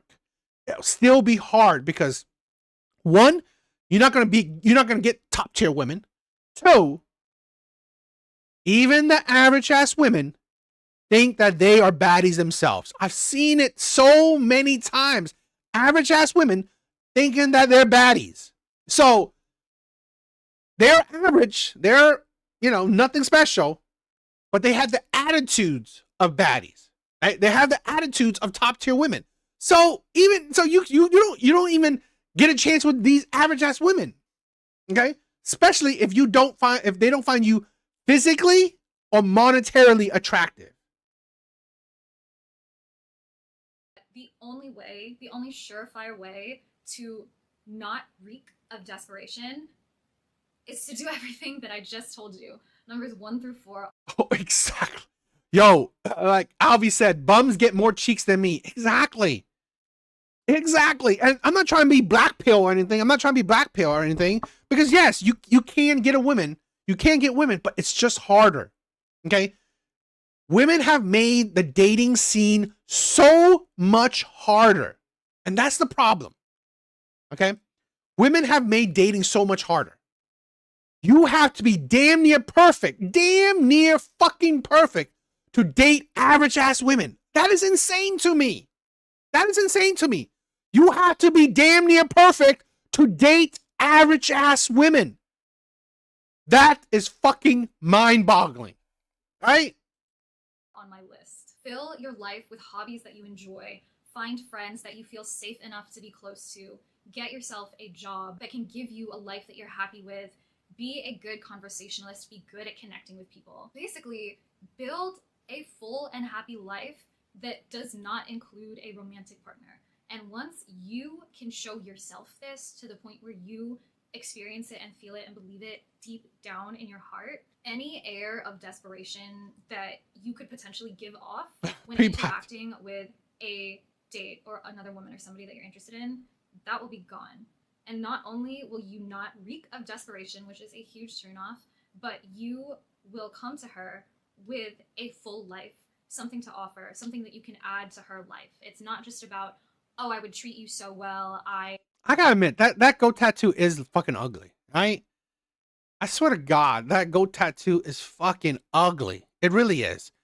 And she has but no surprise, right? She has a split tongue. She has a split tongue. So it's kind of ridiculous. It really is. I mean, come on. But I give her credit, right? I'm not bashing her. I give her credit. The thing she says is not off, right? I don't say the thing she says is off. I'm saying that, you know what? Even if you have all these categories, right? Even if you could check off all these categories, it still doesn't mean that you'll get a woman. It still doesn't mean that you get a woman. So I think that doesn't mean nothing, right? Because we have a problem with dating market where women expect a man to have almost everything she wants on a list, right? He has to be damn near perfect to get with an average ass woman. would do anything for you. It's, look, I have these hobbies, these passions, I have good communication skills, and I can provide for you. Maybe not like fully, but you know what? Find me a woman that doesn't like being surprised with cute little gifts. And you actually will have something to offer her. So those are my top 5 tips for making yourself a more attractive man that have nothing to do with physical appearance. And I think Potentially, a lot of you might be very disappointed to realize that there is no shortcut. There's no hack, there's no quick fix to making yourself a more attractive person, a more attractive dating option. And it actually involves real work on yourself and self-improvement. But that is the truth of it. But here's the thing, right? I don't disagree with her, but this is the problem, right? This is the problem with a lot of these women that they don't realize, right? So let's say you have to improve yourself in look wise. So imagine this. Let's say hypothetically, a man is good looking. Now he has all these traits that she just named off, right? He's good looking, has all these traits, and has the financial stability, has the financial qualities that women have. So essentially, he's top tier man. He's a top tier man, right? He's a top 20% man. So now this man is rare. Now this man is top tier. And then you're surprised that this man doesn't want to settle down with you. Now you're surprised that this man doesn't want to commit to you. Now you're surprised that this man who is top tier, now he has all the things she listed, plus looks and money. You're surprised that this man wants to play the field. You're surprised that he wants to have sex with you, have sex with her, right? Be with all these women. You're surprised that this man, you're surprised that this man wants to play the field, doesn't want to commit to you, doesn't want to be a monogamous relationship with you, right? You're surprised. And here's also the thing where her whole list thing, not a single one about morality, right? Character, right? Morality and character, right? She didn't say any of that. She didn't say his principles. She didn't say how he treats, the type of man he is. So again, I guarantee you, top tier men, right? The top 20% of men are good talkers. They have hobbies. They have, close friend, a male group of friends. They have a good career. They're not desperate for women. Guess what? The Chads and Tyrones, they play these women. They use these women as cum dumpsters, right? As pump and dumps. So literally, women want average men to turn into the players, the bad boys, the Chads and Tyrones. Great, right? At the end of the day, you still go for shallow values, exactly, right? You still go for top 20% of men. That is it. No surprise there. I mean, I'm pretty sure she's Asian, right? Either Asian, I'm pretty sure she's Asian, right? She looks Asian, so. What do you guys think? Again, I want to say that, I know I went overboard in the beginning because I got triggered, so I want to preference that I was projecting. I want to say that. I want to own up to my mistake because it was my mistake. So I want to end out with that. But what do you guys think? And I also want to say her advice is not a bad thing. But again, women, I always find it funny that women don't ever talk about his morality, who he is, his character, because honestly, women don't think about that, right? Women don't think about that. So.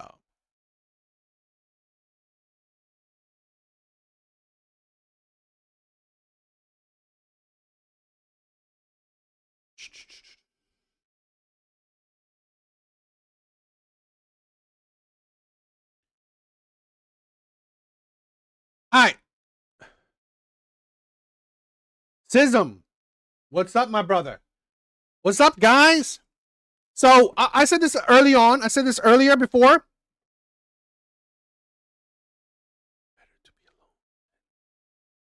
Yeah, honestly,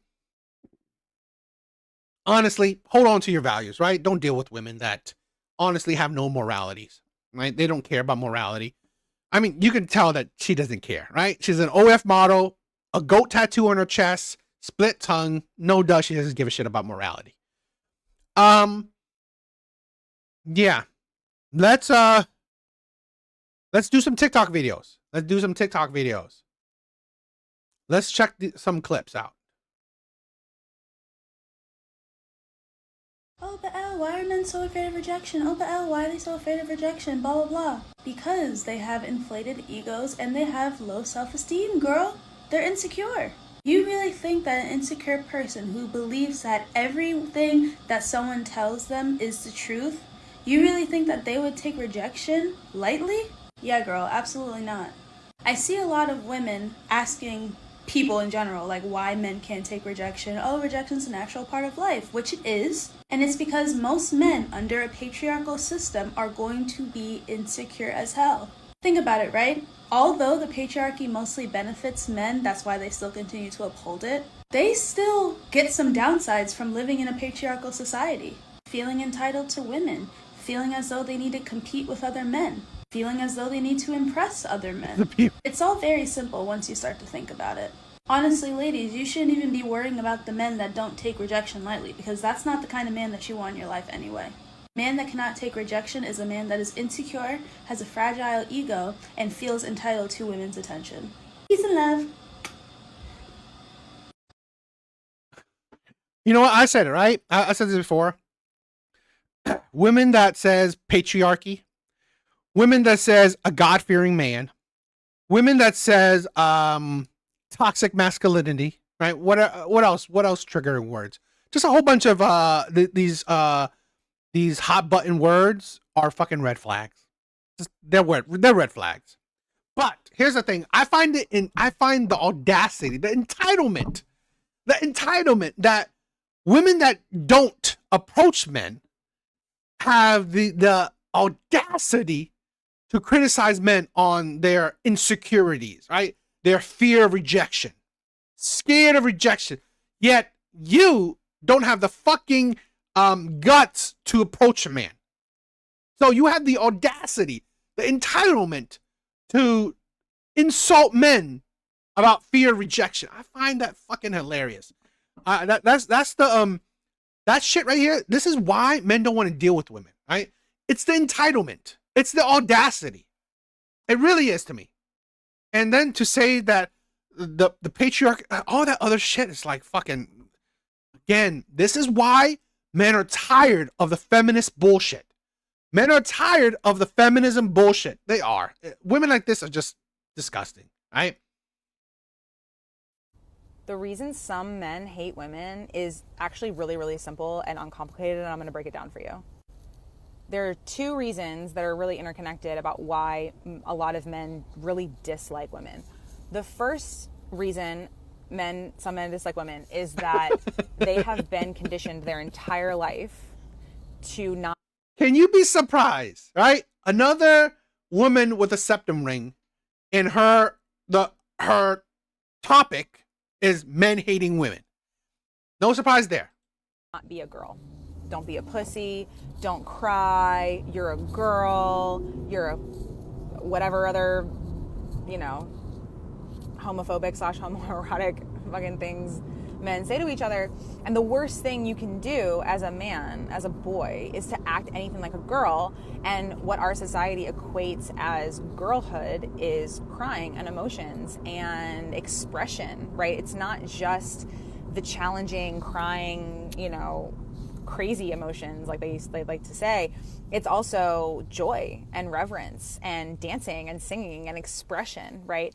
And so that part of them, because everyone has this part, everybody has a masculine and a feminine part in some capacity. And because they have been trained to essentially dehumanize themselves and try to imprison the feminine energy inside of them, when they see, I think one of the most dangerous propaganda, right? That feminism have been spewing, right? One of the most dangerous propaganda that feminists has been spewing, that, oh, men have both feminine and masculine energy. I find that fucking shit. I find that shit toxic. I find that shit absolutely feminist propaganda. I really do, right? I really do. because I just find it really stupid. I really do. See a woman or a gay person, God forbid it's a gay person or a trans woman, expressing themselves in a feminine way, a little part of them gets very, very, very uncomfortable, and I would even say envious, because human nature is to express. Human nature is to take your authentic energy and put it out into the world. And most men cannot do that because they have been so conditioned out of their own self-energy because of white supremacist patriarchy. Now, the other reason why some men hate women is that within this patriarchal structure, here's the stupidness, right? Here's the stupidness why I believe men are more emotionally intelligent than women. This is why I believe men are more emotionally intelligent than women, because men understand emotions. Men understand emotion. This is why men rather be logical than emotional. Because here's the thing, men understand men. So, emotion is that it is uncontrollable at times, right? I've said this before, okay? So, my ex, I had an ex that we both were toxic, right? We both get angry at each other. We both were screaming at each other, right? Letting go of emotions. But here's the thing where, because, and you know, like she let go of her emotion where she threw a book bag with a computer, with a laptop in it, threw it at me. Like she threw it at me. And because of that, I let go of my emotion as well. Right? I let go of my emotion and I got angry. I got blind angry. Blind angry. I was so blind angry that the apartment I was renting, I bust down that door. I bust down that fucking door because I was blind rage. I had blind rage. And that came me to realize that I did not want that, right? Because here's the thing where even women should know, emotions are fucking hard to control. Being emotional, letting go of your emotion is fucking dangerous. It's hard. It is very hard to control. And that person of me, right? That version of me, I did not like that. I did not like that version of me because that was a version of me that was uncontrollable or that was very off kiltered. Okay. Red Door, what's up, my sister? So why men, right, are more logical than emotional? Because men, in my honest opinion, are good men. So they know that being emotional is not a good thing. Because if you cross that line, right, where you're emotional, you let out your emotions, you're free with your emotions, it comes with, right, the propensity of strength, of a man's strength. Now, she, right, she used violence as well. But because she's a woman, it doesn't necessarily show. But for a man to show that level of anger, that level of high emotion, it's not a good thing. So, why men are more emotionally intelligent? Because men know that you should not willy-nilly be emotional. You should not willy-nilly be emotional because it's not good for you.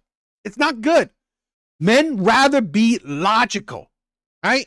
Men rather be logical because then you know how to go about shit. You know how to go about the world.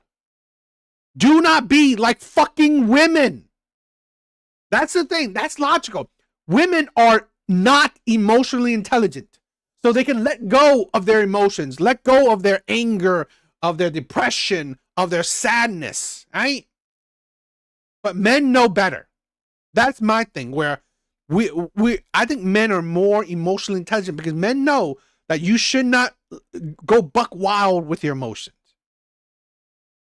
Boys are taught that they are entitled to what they want, that they are going to grow up to have supreme power, especially white men.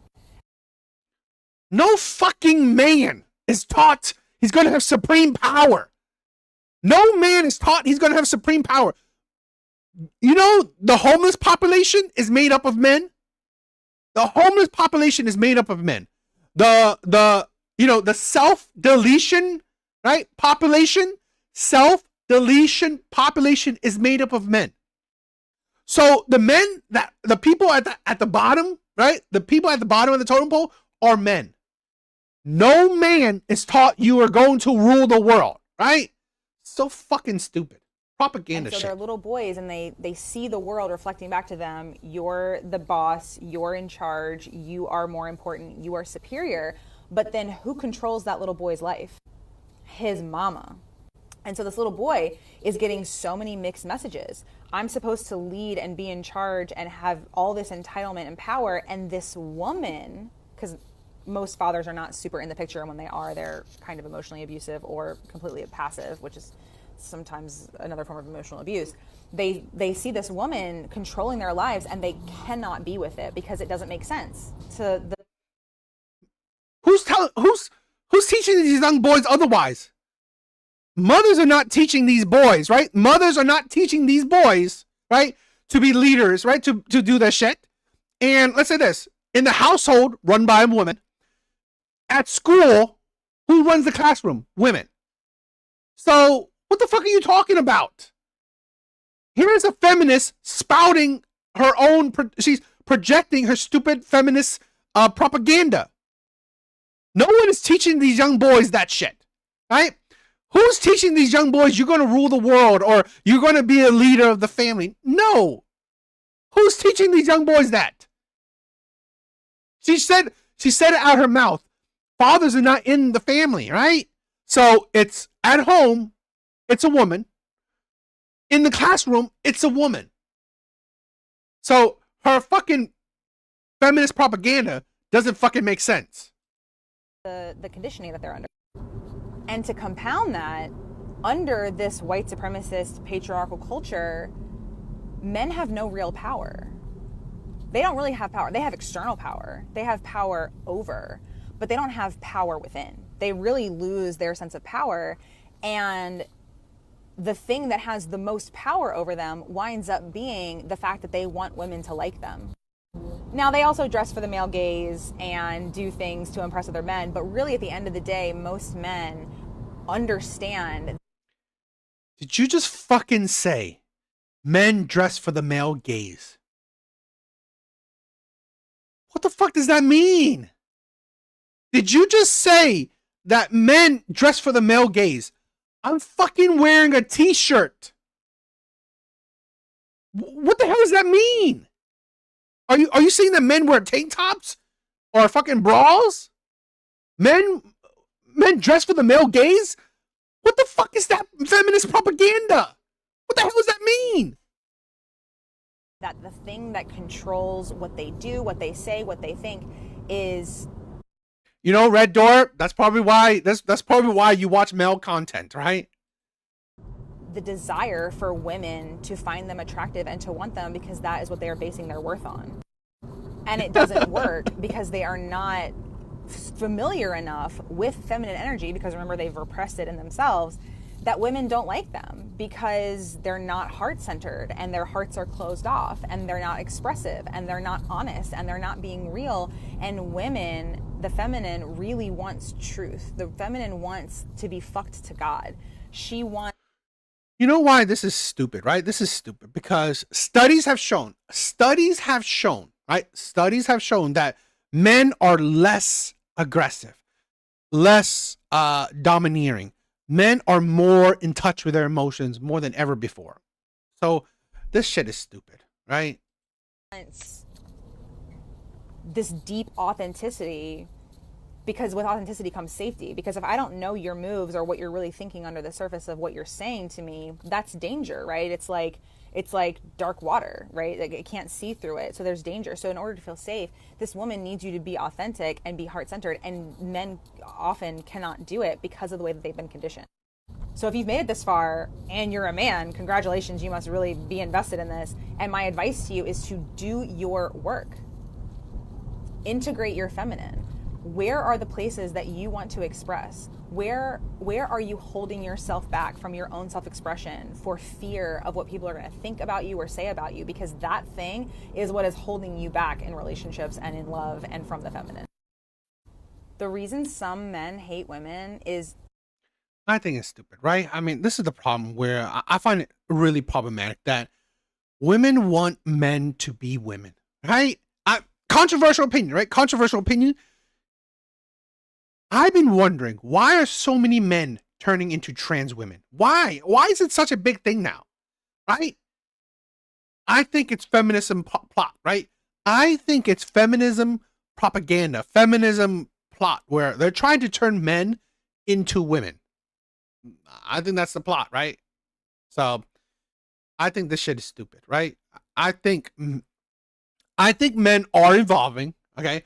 I think men are evolving. I think men are adapting. I think men are improving. But it's not because they're trying to turn into women, right? They're not trying to be like into their feminine, right? It's like I think men are being smarter. That's my thing. I think men are becoming smarter. Men are waking up from reality. I think men are taking the pill, right? They're taking the red pill. Men want to date the girl that other men find the most attractive, not the woman that they personally find the most attractive. And this is why plus size dating is so hard. It's almost like making a statement like, this is how well I'm doing in life. I pulled this baddie. Yeah, if the girl is attractive by societal norms, of course he's gonna look at her and think she's attractive. But he might have other preferences. When you are a bigger girl, you will see that men do have other preferences, and attraction is actually never the issue because we can pool. We do pool, we will pool, but getting the commitment is always just gonna be a little bit harder. And I think that is okay to admit. I think it's hard as a woman because we operate so differently than men. Our brains are literally wired differently. I mean, it is an ongoing running joke with all women that like, if you start talking to a guy and you're showing your friends a picture of him, you're like, wait, no, I swear he's better in person. Like, let me find a better photo. Or that you can't be best friends unless you have completely opposite types. Any man I've ever really been down bad about, a lot of my friends are like, Jordan, come on. We as women don't really value what other women think of our men. I more so want to impress other women with my outfit choice. I'm not saying that while dating as a plus size woman, you're never gonna find anyone who wants to commit to you, who doesn't think you're beautiful. Like, you are someone's type, absolutely, and you will find that. But I think it's okay to come to terms with that. Like, you're gonna have a little bit of a different journey. It's gonna be a little bit harder, and you're gonna Exactly. Yo, Alvi, exactly. I just recently learned this, right? Men are changing, okay? Men are losing testosterone. So each generation, men are losing testosterone. So it's making men less aggressive, less, less combative, so men are changing. And she is projecting, right? have to really sift through a lot. 100%. I believe it's an agenda, right? I believe it's feminism propaganda. Feminism trying to take over. A lot of interesting situations to get there. Anytime I post a video like this, people are like, wow, like I have not seen anyone talk about this. Like I always thought I was like a little cuckoo. I think it's great to normalize it, talk about it and be like, yeah, like our society sucks. Honestly, do half of these men even realize that they're doing that on purpose? Probably not. Like probably not. Men want to date the girl that other men find the most attractive, not the one. This is stupid, right? This is stupid. I find it really ridiculous that men want to date the girl that other men find attractive. No, they fucking don't. It's like, I find it really stupid. It's like, men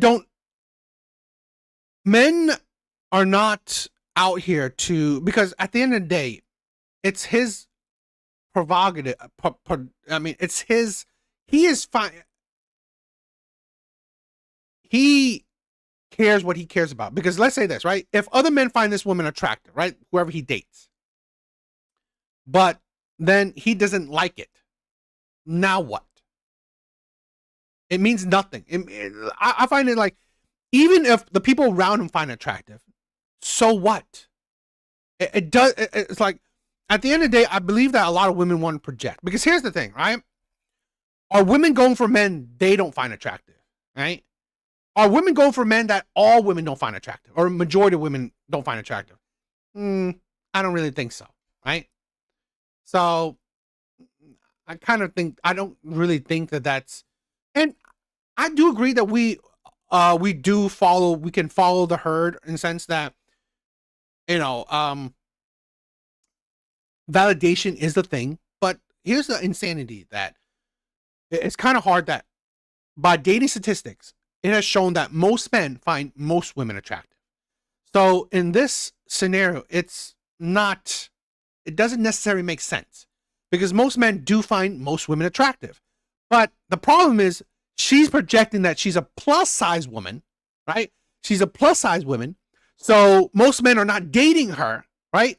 Most men are not dating her because, other men don't find her attractive. So she's projecting it. So she's trying to change the narrative, right? Because she's a plus size woman, i.e. a fat woman, she's trying to change the narrative. Men are not dating me because other men don't find me attractive. So you don't want me because you want to seek validation from other men. Not because you're fat, right? Not because you're fat. Makes sense. This is the thing where it's typical projection, right?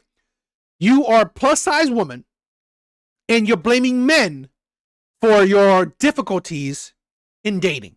Because here's the problem, right? I've said this before. Whether you're fat, skinny, old, young, pretty, ugly, you always have options for men. You always have options. Always. So why aren't you getting the men you want? Or why aren't you getting men? The problem is you're not getting the ones that you want. That's the problem. That is the problem with a lot of women. You're not getting the men you want. You can get men. There will be plenty of men that will want you. The problem is that you don't want those men. Okay? So you want the men that you want, but you want to change those men. So you're projecting that, these men that I want won't date me because other men don't find me attractive. It's just classic projection.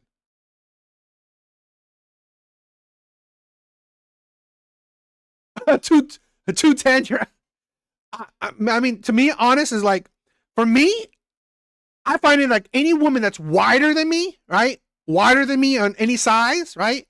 If I feel small next to her, then I'm out, right? Then I'm good, right? I like to be a man and you feel smaller than her, there's gotta be something wrong. So that's my limit, right? If I feel smaller around you, there's something wrong. I know a lot of men are like, I want women to approach me. Listen, I have never met a single woman who approaches men that is normal. Never met it. Mm-mm. Literally every single girl I know that like hits on men is nuts, and not the good kind of nuts. The kind of nuts where it's like she'll get with you and your dad. I know a lot of men are like, I think Whiskey's okay, right? The guy he comes and goes, right?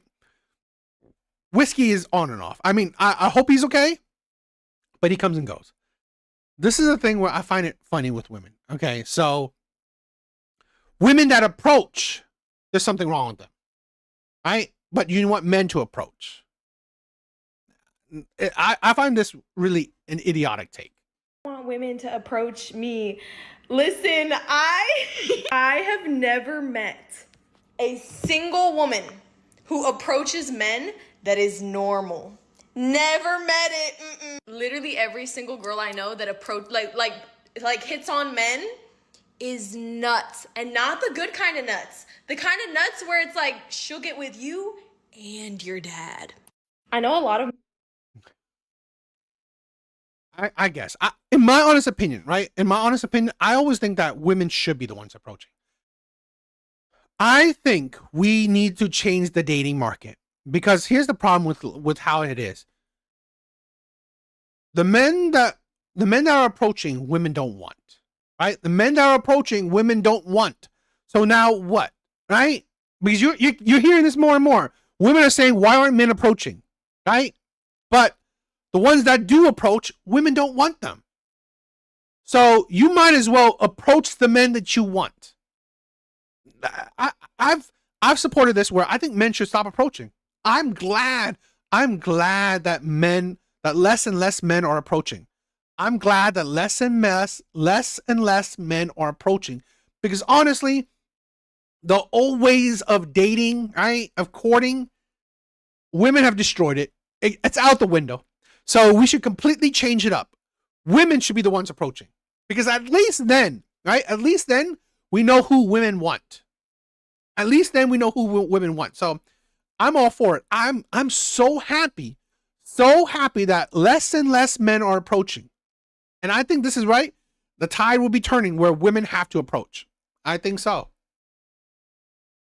Yeah, exactly. Yo, even as I said, I think women need to get used to rejection. Women need to get used to the new status quo that they have created. Guys are so lucky. You guys do not understand. So I'm 25, right? I'm sitting here and I'm having to build a fucking roster. I'm having to sit here and go out and do things I don't want to do. I don't want a roster. I don't want to go out and date. I don't like this hookup culture. I don't like any of it. But I feel like I don't have a choice. Men, you guys just get to sit there and you guys can go wait until you're in your 30s, you're almost 40, and you can just go get with a girl that's in her fucking 20s and live a normal life. Girls don't have that luxury. I'm now sitting here at 25 having to figure out how the fuck to get back in these fucking streets so I can figure out, so 10 years down the line, I'm not sitting there single still with my daughter being an only child. Like, I want to have a family. I want to have kids. I want to be happy. Like, I want all of these things. But people don't want that nowadays, it feels. It feels like no matter, it's like, what is this dating stuff? What is Hinge? What is Tinder? What is all of this? Like, it's disgusting. Like, my friends helped me make a Hinge and a Tinder, and it's like, I hated it. I hate it. I ended up deleting my Hinge, and I'm getting ready to delete the Tinder because it's just I don't want to talk to anybody on there. Like, I don't want to do any of this. Like I'm just sitting there like a magazine going through like clothing. That's what it feels like. And it's like, I don't want that. And I don't want to be a part of that. I don't want to be a part of that at all. Guys are so lucky. You guys do. We are getting, right? Like, she's 25 and already crashing out. She is suffering from the feminism fallout. Here's a woman that's suffering from the feminist fallout. She's 25. She doesn't know what dating was like, right? She doesn't know what dating was like. She's 25. So what the fuck are you talking about? This is your generation, right? This is your generation. You don't know what dating is like. So what you're doing is, that's what dating is like. But you're getting the single women crash out. Do not understand. So I'm 25, right? I'm sitting here and I'm having to build a fucking roster. I'm having to sit here and go out. Oh, I feel so sad for you. You gotta build a roster? Yeah, I'm so sad for you to build a roster. Oh, poor you. Crash out. And do things I don't want to do. I don't want a roster. I don't want to go out and date. I don't like this hookup culture. I don't like any of it. But I feel like I don't have a choice. Men, you guys just get to sit there and you guys can go wait until you're in your 30s, you're almost 40, and you can just go get with a girl that's in her fucking 20s. That's how delusional she is. You think men in their 40s can just easily get women? And especially women in their 20s? If he can get a woman in her 20s, he has to be something, right? He has to be something, right? He has to make himself someone. He has to have stability. He has to have money to even do shit like that. And here's the thing. He has to go up to women and get, he has to create options. You, as a woman, have options come to you. And yet you are crying about it. You're literally crying about it. Absolutely ridiculous. And live a normal life. Girls don't have that luxury.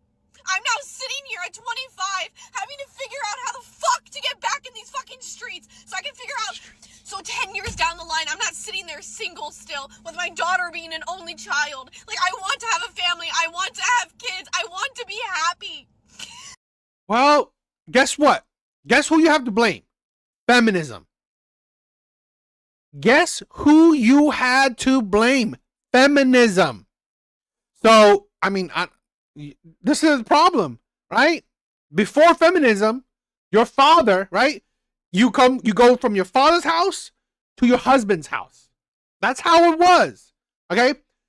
They helped you out. Men court women, right? Men court women. Fathers help pick your partner, right? Proper men courted women, but courted ladies, right? No back to the streets, roster shit, none of that shit. But again, what changed? Feminism, right? Feminism wanted to change that shit. So I'm sorry. Who do you blame? Feminism. Like, I want all of these things, but people don't want that nowadays. It feels like no matter, it's like, what is this dating stuff? What is Hinge? What is Tinder? What is all of this? Like, it's disgusting. Like, my friends helped me make a Hinge and a Tinder, and it's like, I hated it. I ended up deleting my Hinge, and I'm getting ready to delete the Tinder because it's just like I don't want to talk to anybody on there. Like, I don't want to do any of this. Like I'm just sitting there like a magazine going through like clothing. That's what it feels like. And it's like, I don't want that. And I don't want to be a part of that. I don't want to be a part of that at all. Guys are so lucky. You guys do not.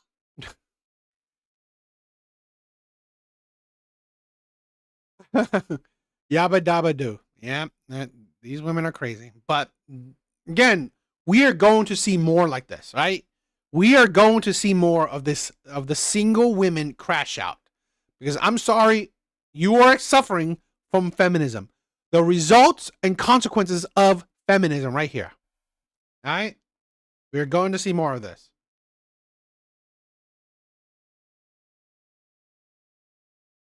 Exactly. All right? Red Door says it, right?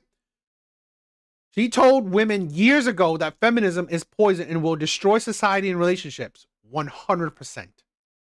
We are seeing it. We are seeing the results of it. Women will suffer a lot more than men, right? In my honest opinion, I think women will suffer a lot more than men. Okay. One, men are going MGTOW. Men don't mind, right? We're on Wednesday, right? On Wednesday, we'll talk about MGTOW, right? We have we'll see it, right? Real Rain, another a follower. Well, he wants to talk about MGTOW, so we're gonna do that, right? But men could go MGTOW. Well, also men could go passport bros, right? Get their passport and find actual ladies, right? Actual, real, traditional women outside the U.S., right? Women that would appreciate them. So men don't mind. Men will be able. And here's the thing: men are able to suffer through it. Men are able to, handle the hardships. Men can handle the hardships. So men don't mind deal with it. But women, I believe women will crash out a lot more. Women will suffer the blunt a whole lot more. So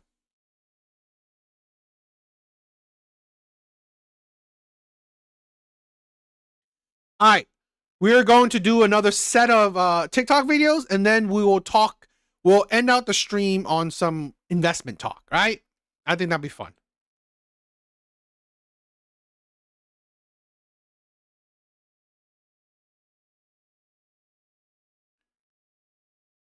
All right, let's check out some more clips. Since attractive male love to do math, I'm going to break it down for you. The quote-unquote attractive male on a dating app might get matches and spend $0 on all of that. He might get 3 matches, 3 fucking baddies, right? You have to exchange about 5 to 10 messages probably to set up a date. And let's say you go with the cheapest option, a drinks date, okay? The average drink price in New York City is probably between $18 and $24. It include tax or tip. So let's say you just are a cheap fucking drink date and you spend maybe $45. I feel like I'm on the lower end there. So 3 dates, $135. This is minus whatever MTA, Uber, other costs, whatever. Let's say you get a second drink, a second destination, whatever. And what are the chances that this first date ends up working out? Nobody knows. So you're willing to take the gamble of this entire process. Sure, the buy-in for this process was $0, but there is a process nonetheless. Whereas my event, this particular one, is $48 to attend. You learn a new skill, which is toast decorating. You get 8 one-on-one speed dates with 8 people, and they're... This woman is just peddling her shit, okay? Peddling her crap. Also 40 singles in the room. And this is the class, okay? You're actually interacting with materials and learning a new skill. Since attractive... toast decorating is not a fucking skill. This shit is stupid. Women are ridiculous. Women are absolutely ridiculous. And here's a woman, right? A single woman wants to peddle her dating events to attractive men. Math, I'm going to break it down for you. The quote unquote attractive male on a date. Here's the thing, right? Attractive men don't give a shit what you're saying, right? Attractive men don't give a shit. They don't have a problem. This is the thing where I've never, right, seen an attractive man said he has problems with women. I mean, you guys tell me. I've never seen it. I've never seen an attractive man complain about women. I've never seen it. Or complain that he can't get women, right? I mean, he may say other shit, but I've never seen an attractive man complain, "Oh, I can't get women." No. The problem isn't with attractive men. They don't have issues with getting women. They're attractive.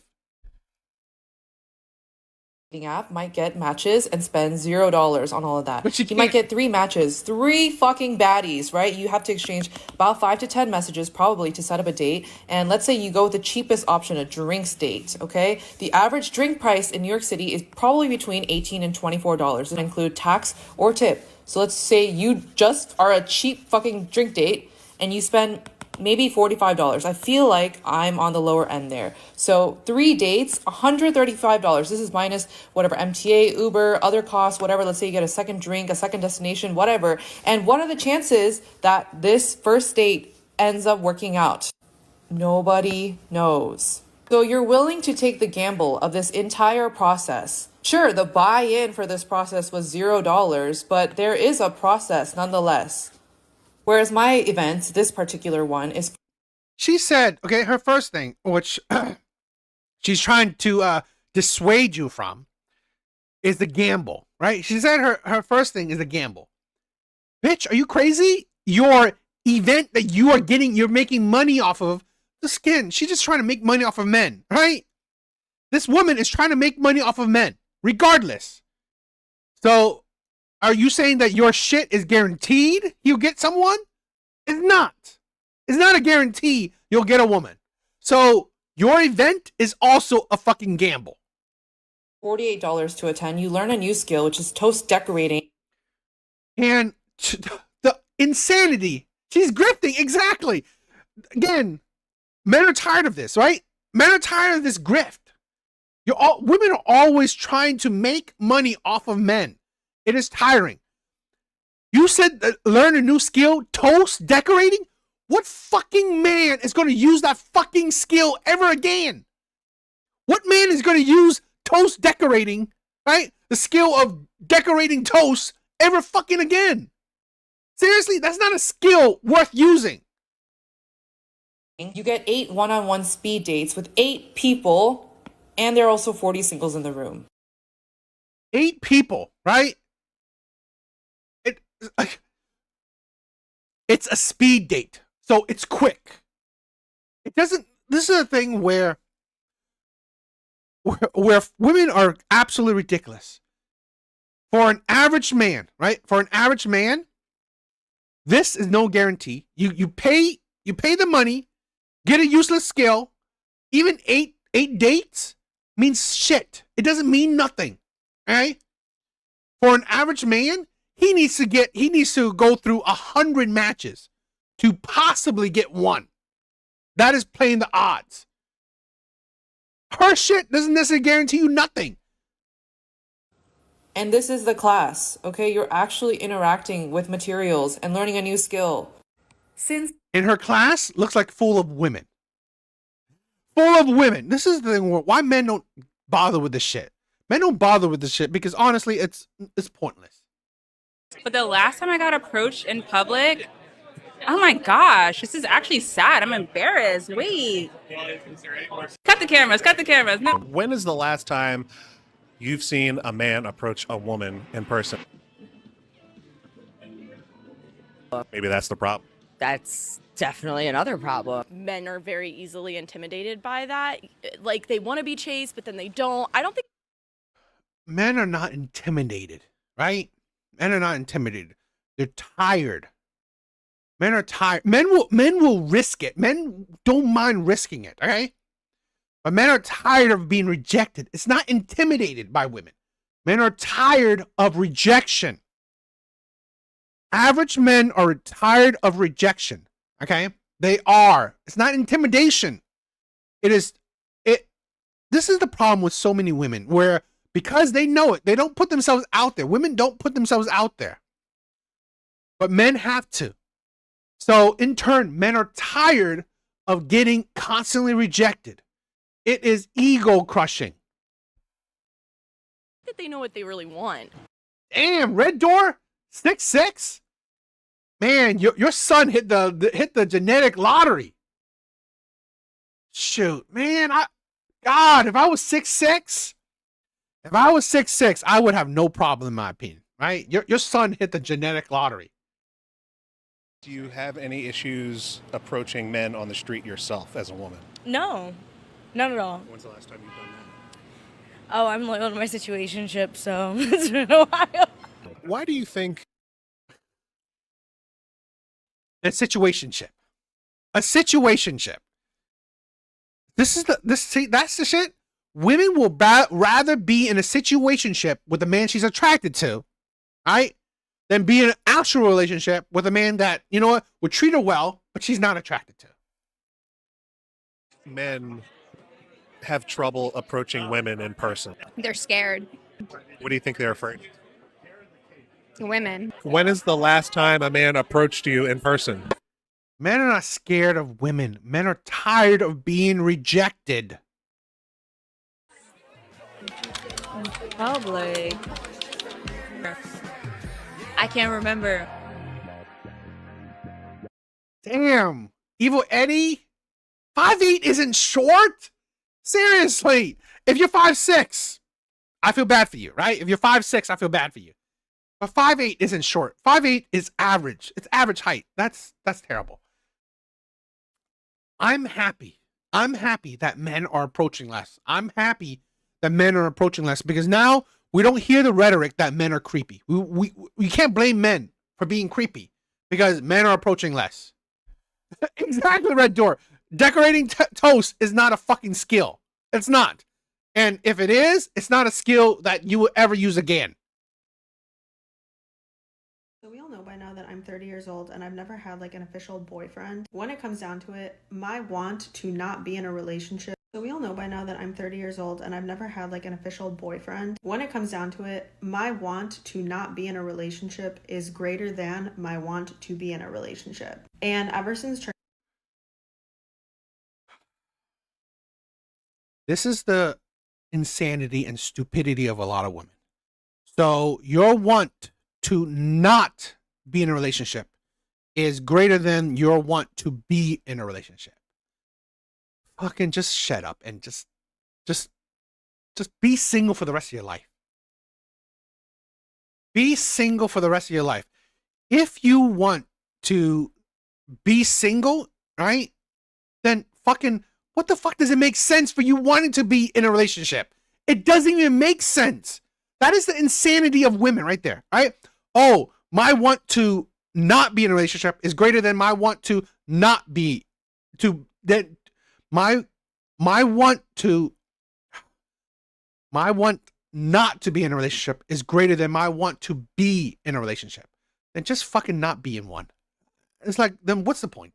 And this one, right? This woman talks about not being in a relationship all the time. It is tiring.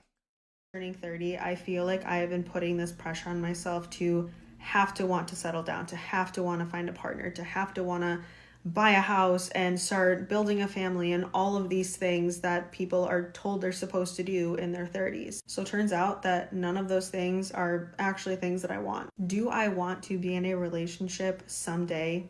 Yeah, I do, because I've never experienced it. I've gotten little glimpses of it and I've loved it, but I don't want it bad enough to have to get on an app and look for it or put myself out there and put myself in situations where I'm going to meet someone. For the first time in a very long time, I actually feel like my life is so full. For the first time in my life, I don't hate my job. I love where I live. I'm starting new hobbies. I'm starting new certifications. I'm literally filling my days with things that I love. And because of that, not only do I Yeah, she's never had a relationship, right? I've seen this woman before. She's never been in a relationship, and then you wonder why, right?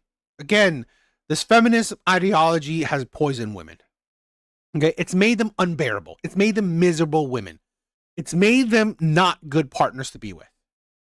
like really not have time to even date if I even wanted to. But I just find myself being so fulfilled with my life at this moment that the thought of a relationship and, again, building this life that we're told that we should do, or we've been told we should do when we're in our 30s, is not something I desire in the slightest. And I'm so tired of making myself feel bad for that. And the reason that I actually came to this realization was because on Tuesday I had an Akashic Records reading, and I asked the girl that was reading me about my love life. And before she even gave me an answer, she was like, "Do you even want a committed relationship?"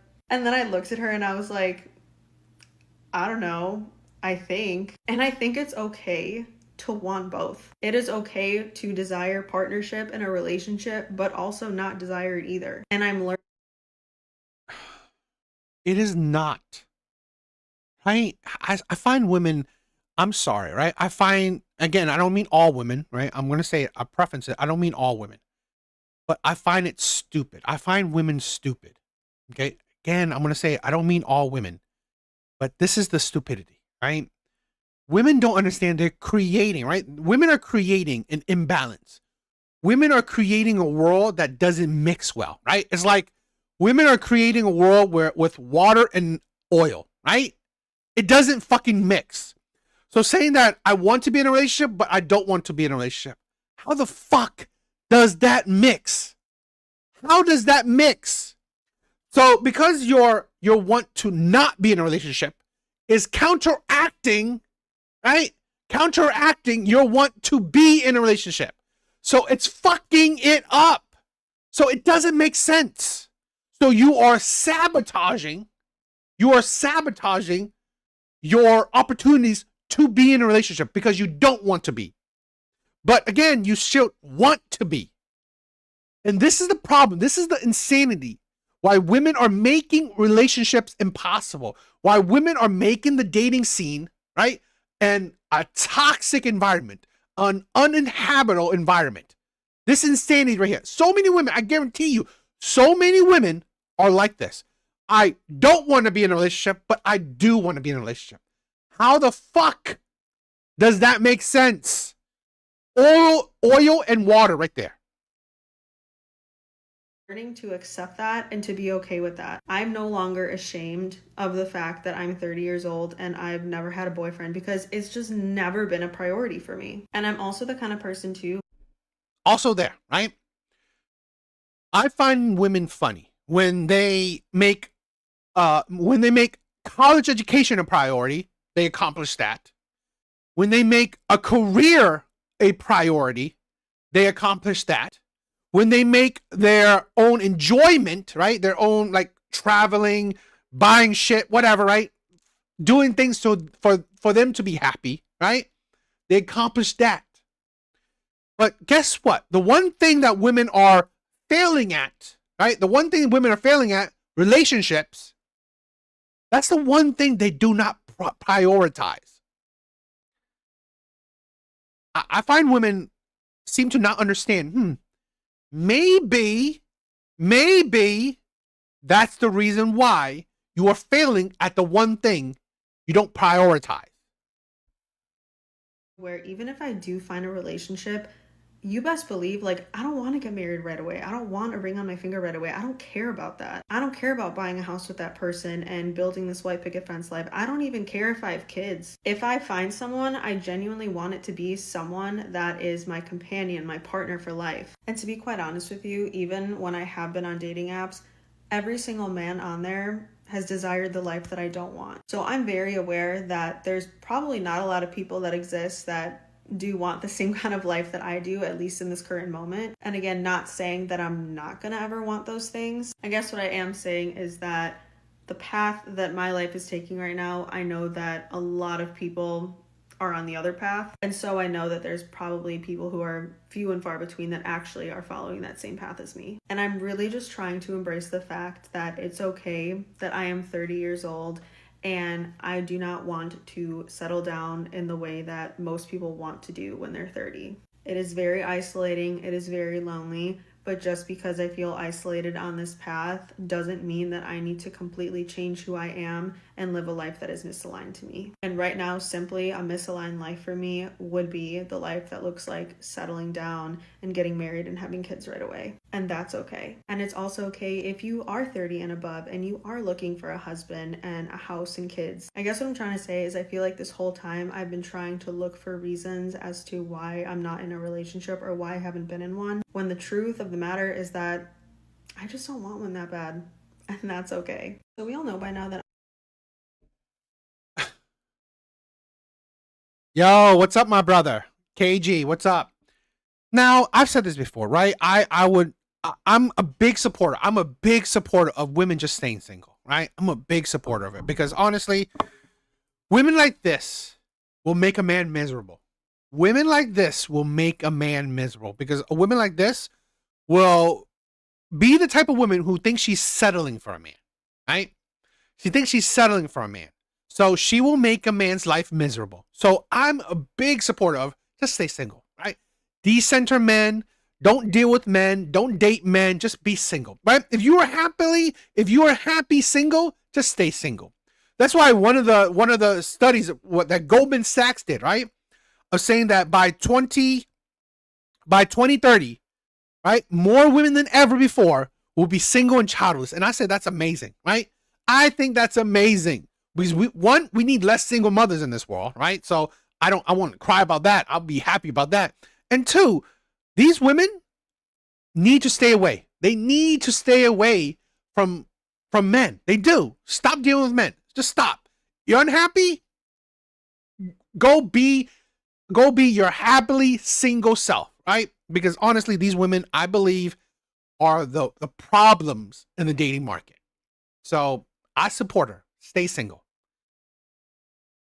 One really hard truth I had to learn was that men are going to protect other men even when they're wrong. I have seen this play out time and time again in my life. They will protect and go to bat for a man that is harmful to other men and women and children. There was this man that was harassing me at work and retaliating against me at work, and people were witnessing him be abusive to me. Even in the midst of the act, nobody ever stood up and said anything. Nobody reported it. Nobody did nothing. These are the same people who would come into the office every day and have selective outrage about ICE and all the things that are happening in the government right now. But when they see injustice happening right in front of them, they say nothing. Finally, I get fired from the job. And of course, I file reports, I take it to court, I try to talk to the higher ups, and the higher ups refused to speak to me. Utterly refused. Even though they knew that this man was a problem, even though that they knew that this man was doing something wrong. So of course, I took it to the EEOC, IDHR, and a whole bunch of other places. When I had to go back and ask people to write a statement or to talk to these people on my behalf, all of them said no.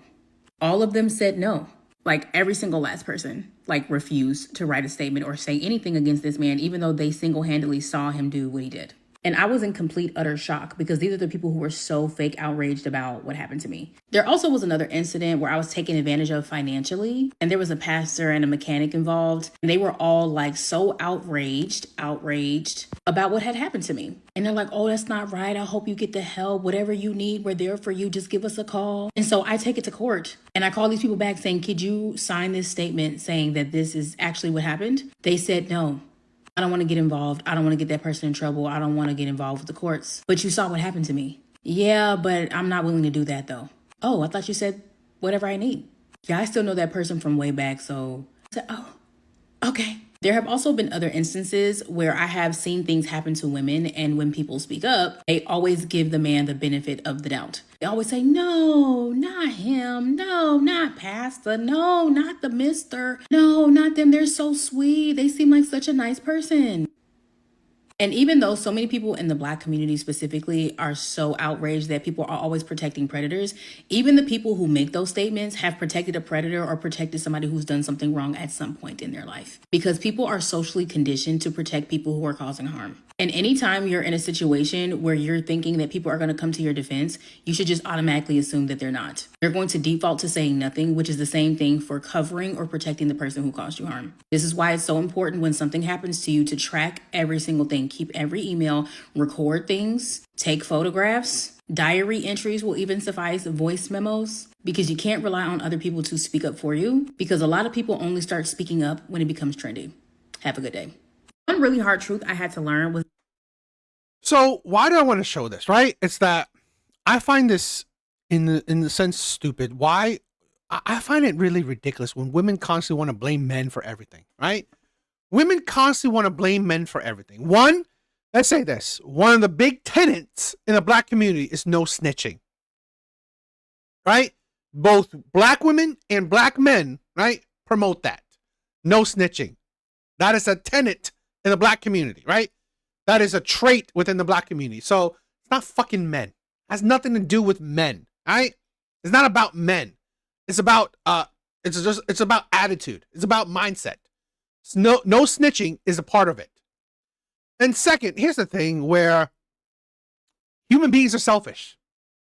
Human beings are selfish. They don't give a shit. It's not their problem. They don't want to stick their neck out for it. It's just it is part of human nature. Okay? It is part of human nature. They don't want to stick their neck out. Wake up. Live in reality. It's not a man thing. It's not a woman thing. Right? Humans do not want to stick their neck out. It doesn't make sense. It doesn't make sense for them because they don't want that trouble to follow them. Right? They don't want to be a part of drama. Now, they love to watch it, right? People love to watch drama. They just don't want to be a part of drama. That is it. So I'm more saying that, like, whatever she says, okay, that's what she says. But at the end of the day, it's not a man thing, right?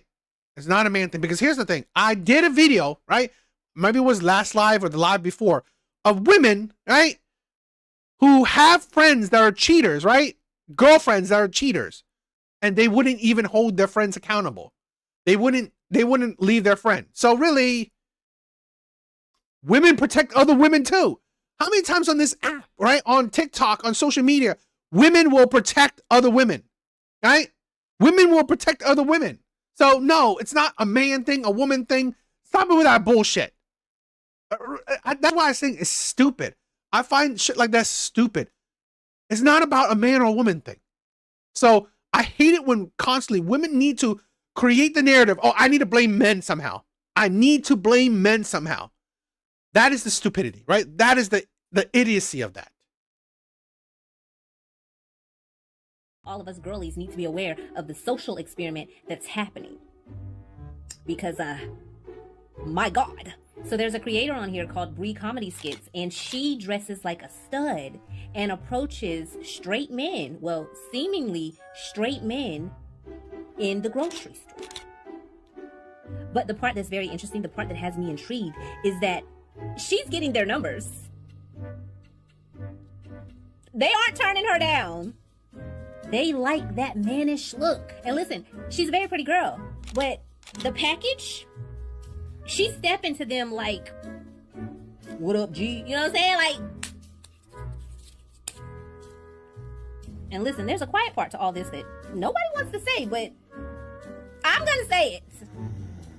Do men want men? Listen, if the answer is no, then explain to me what it is that made these men give her their numbers. What is it? Men like vagina. That's the only thing that this video proved. Yeah.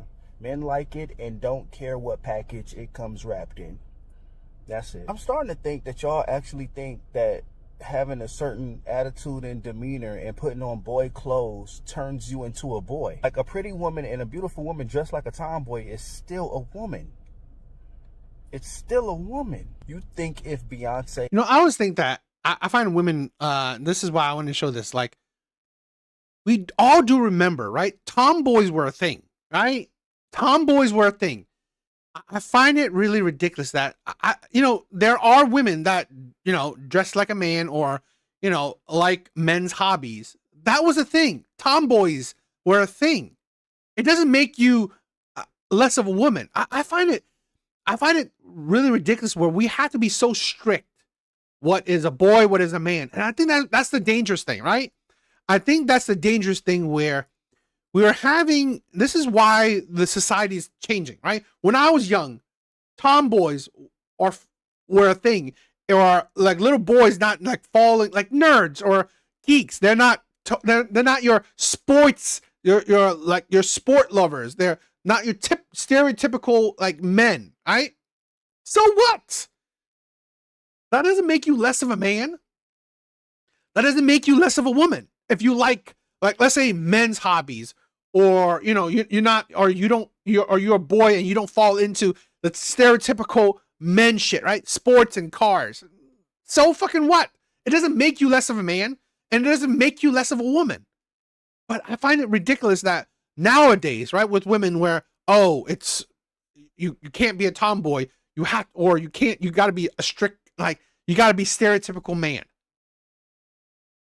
Had on a baggy shirt and some jeans and a backwards hat, she'd be any less fuckable. Have you seen Tiana Taylor? If a dude will smash a ugly chick, what makes you think he won't smash a pretty one dressed like a tomboy? Don't matter what you put on it, eyelashes, take the eyelashes off, put a dress on, put a shirt on, put some jeans on, put the nails on, take the nails off, have the weave on, shave the hair off, dark skin, light skin, fat, skinny, tall, short, blind, deaf, take the legs off. It don't matter. It's coochie up under there. We gonna figure it out. That's all that this proves. Those boy clothes she got on ain't no different than the makeup and the lace front that you got on, huh? We know when it all come off, it's coochie up under there. I'm gonna start walking around with a white long lab coat and a stethoscope around my neck and just call myself a doctor. Fuck it, right? Why not? You know what I'm saying? Since the outfit just change who you are. If I put duck feathers on the chicken, does that change it to a duck? That's a duck now?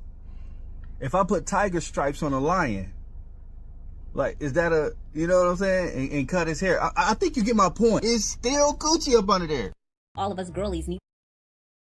And this is the thing where, like, women really don't understand that.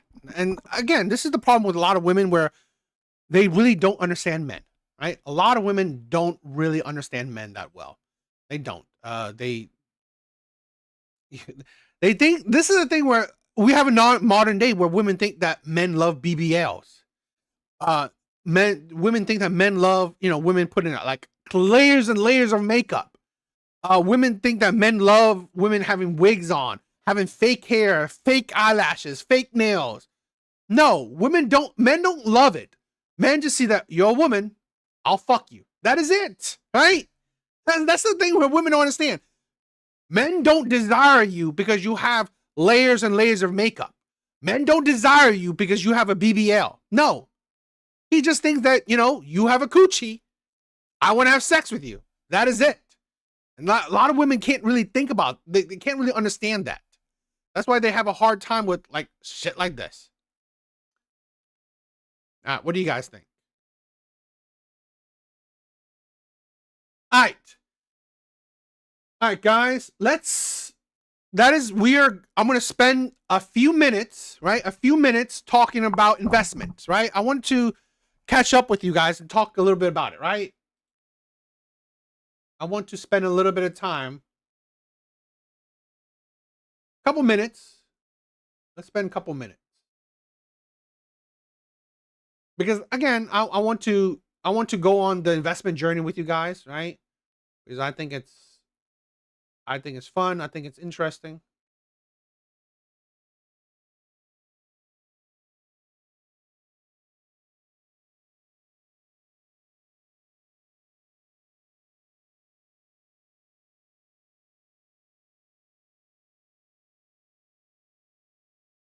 All right.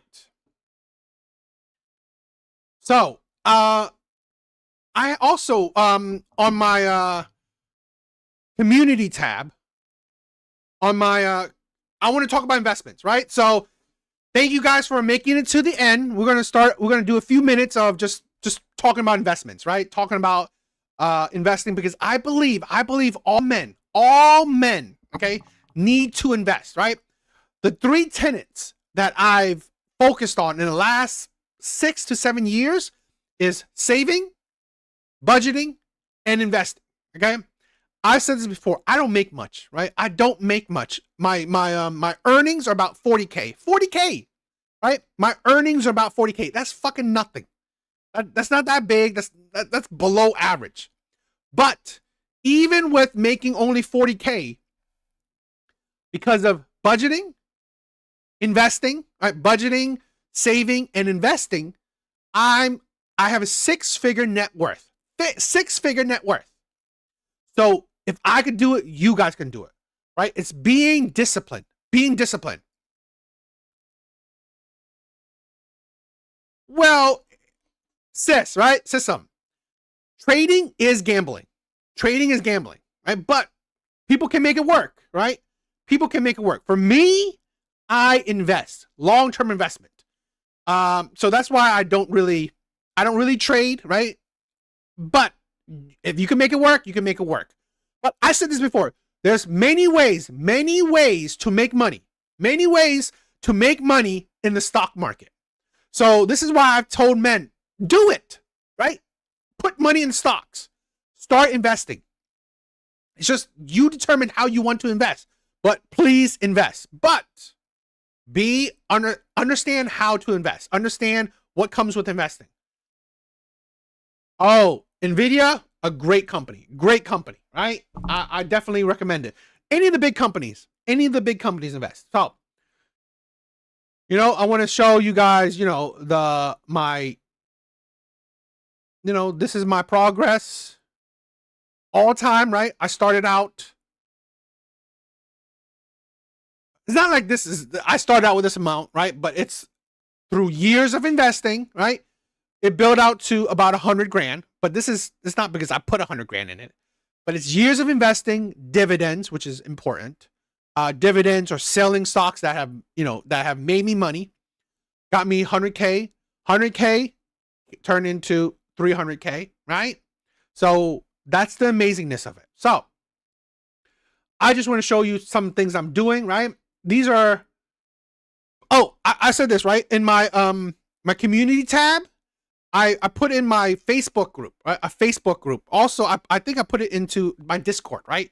I also put in my Discord, I think, right? I think I put in my Discord, where if you guys want, you guys could join the Facebook group where I strictly only talk about investing, right? But yes, I wanted to talk about this one stock I dealt with. SoFi, right? So why do I want to talk about that?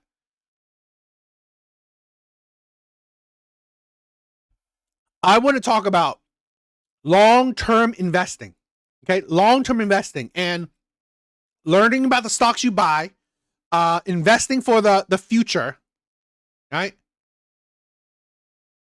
Learn about the stocks you buy and investing for the future. I bought this stock, right? SoFi at around $5. Well, the average is $5. Let's say when I was buying this stock, right, it was around this dollar, right? So imagine this. I bought this stock when it was like around this amount. It was expensive when I bought it. And then I experienced this. You think this is crazy, right? This stock went mad low, right? Went to $4. I bought it when it was in the 20s, right? So most people were like, oh shit, I'm scared, right? Buying it in the 20s, all right? And then seeing your stock go fucking all the way down, right? Buying it in the 20s, seeing it go all the way down got me scared. But I stuck my guns. I invested it for the long term. I thought SoFi was a good company. This is a company that is a digital bank. And I believe that is the future. That is the future. Diamond hands, exactly, right? I believe this stock would have been the future of banking, okay? but this is just an example where I'm talking about investing for the long term. So I bought the stock hoping for 5 to 10 years down the line, not trading where I'm buying it today, hoping it will double tomorrow, right? That's trading. For me, what makes it good is that I buy stocks for long-term investing. I also buy stocks to DCA. So I put $100 then, I put $100 here, put 100, like I'm slowly buying more and more. So even though I bought during its highs, I kept on buying. Conviction, right? Kept on buying when it's low.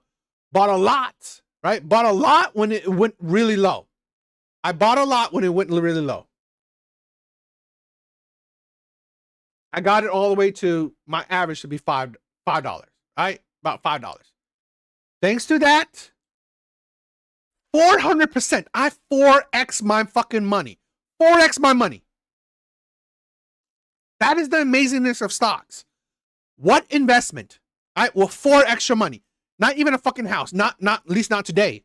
Okay? Not even buying a house can 4x your money. That's the amazingness. That's the greatness of stocks. So, you know, this is the benefits of stocks. What is that?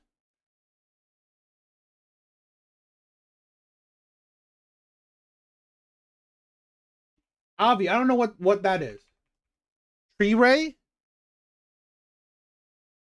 So yes, I mean, this is what I want you guys to learn, right? Buy stocks that you believe in. Buy stocks that you believe in. And, you know, DCA, right? Don't go all in. Do not go, personal advice, do not go all in. Because if you go all in a stock, you better 100% believe it.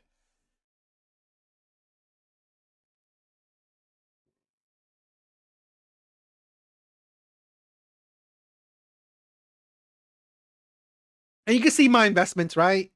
Today was an amazing day in investing. Today was a good day, right? I'm at all-time highs. I'm at all-time highs right now. So both my brothers. Again, I'm not a noob investor, right? I'm not like super smart at investing, but again, I promote investing where I'm telling you guys to invest. I'm not telling you guys what to invest in because that is up to you, right? Up to you. You choose what to invest in. Don't listen to me. But yeah, silver and gold is an amazing thing, right? Let's see. What is silver?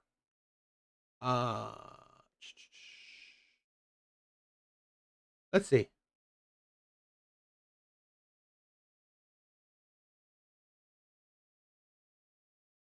Year to date, right? Silver is 50%. So silver is doing great. Right? Silver is doing pretty good, right? 30%. 30% is a good, no, that's beating the S&P. 30% is beating the S&P. Gold is doing crazy well. Gold is doing crazy well. Let's say this. Let's see this.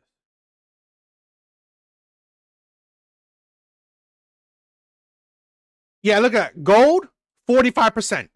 Gold is doing crazy well. So you could, if you want to, even there are gold stocks and silver stocks. So there's stocks for everything. So I love it. Oh, okay.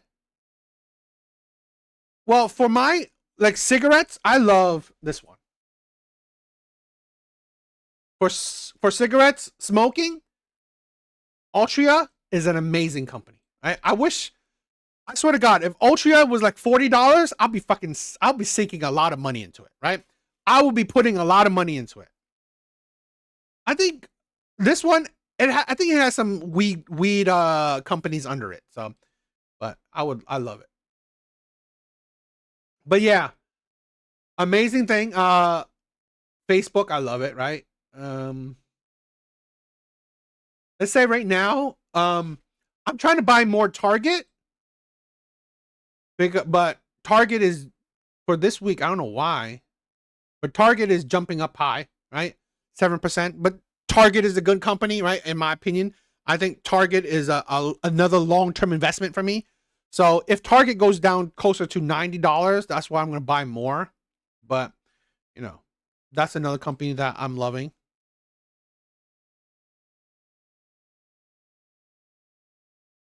I think you mean right here.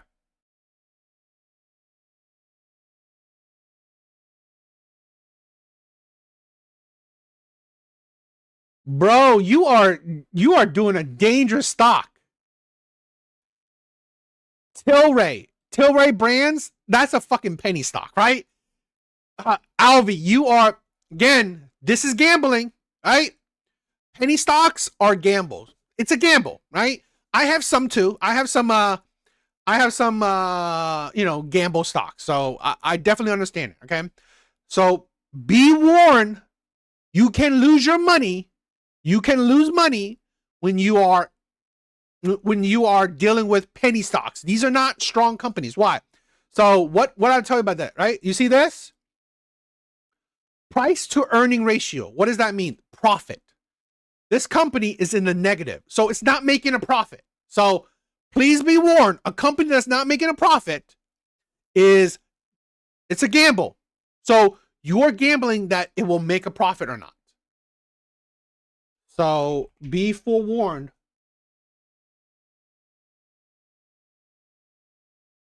Well, this is a penny stock.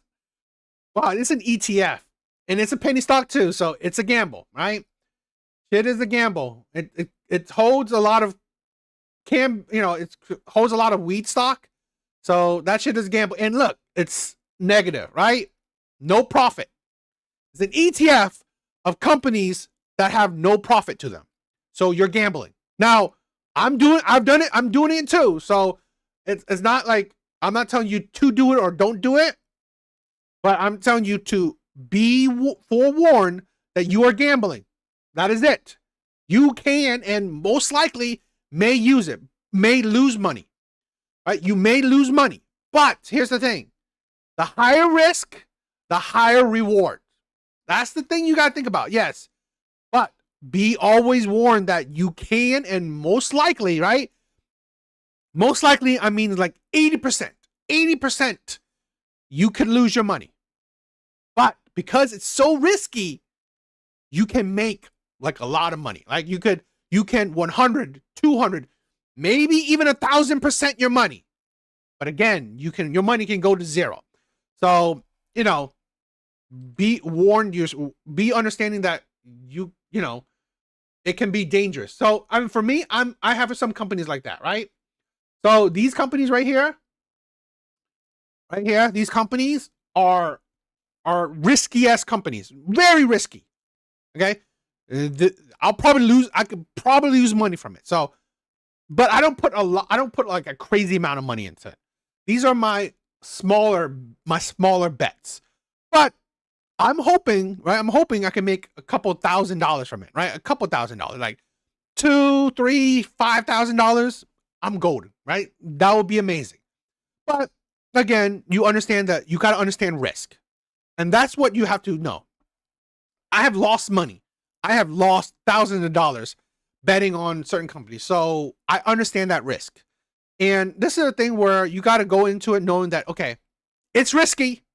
I'll probably lose money, but I'm willing to take that risk to make a lot of money, right? So, you got to think right here, like this company, my SoFi, that was a risk, right?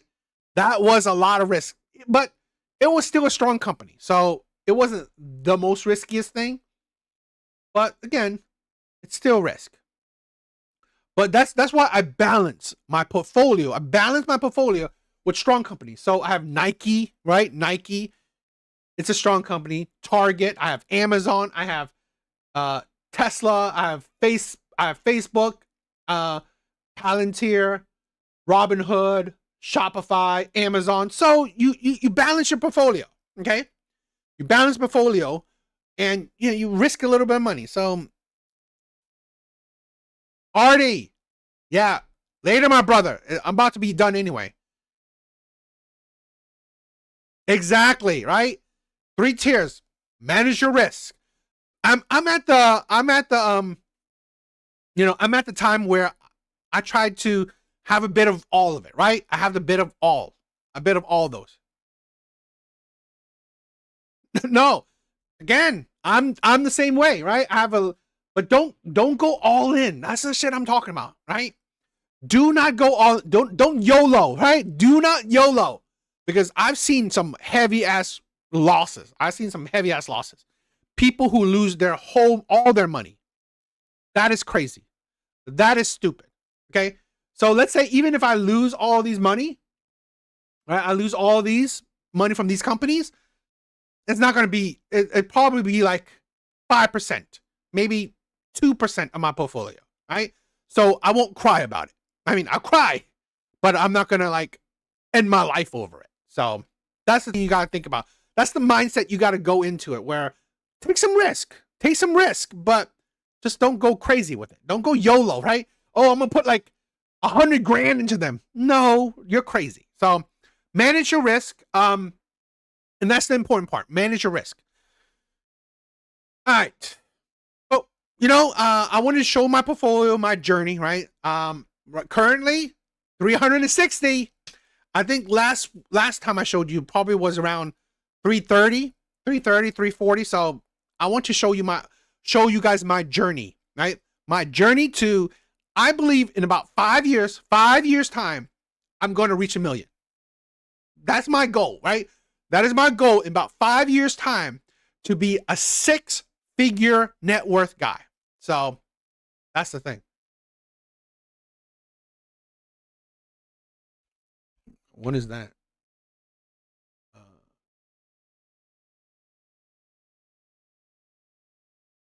I don't know that. I don't know. All right. That is it for tonight. That's it. If you guys don't have any questions, that is it for the, investment journey. I'm going to try to do this every so often with at the end of the lives, right? For anyone who, stick around towards the end. I'm going to try to do this more often to keep you guys updated on my journey.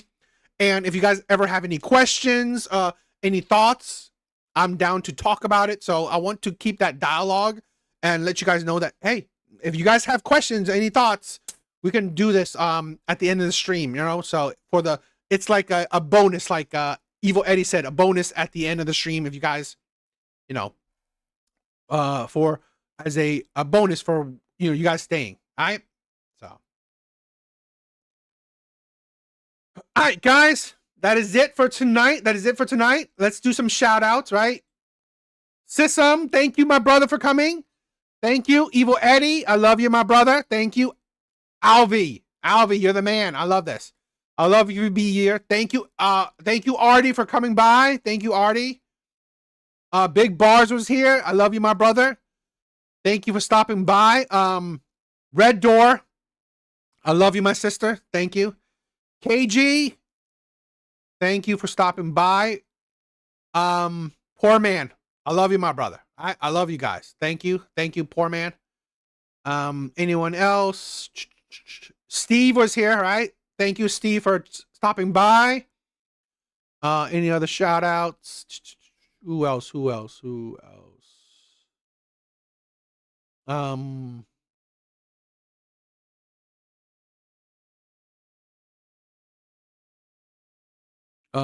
Did I miss anybody? Did I miss anyone else?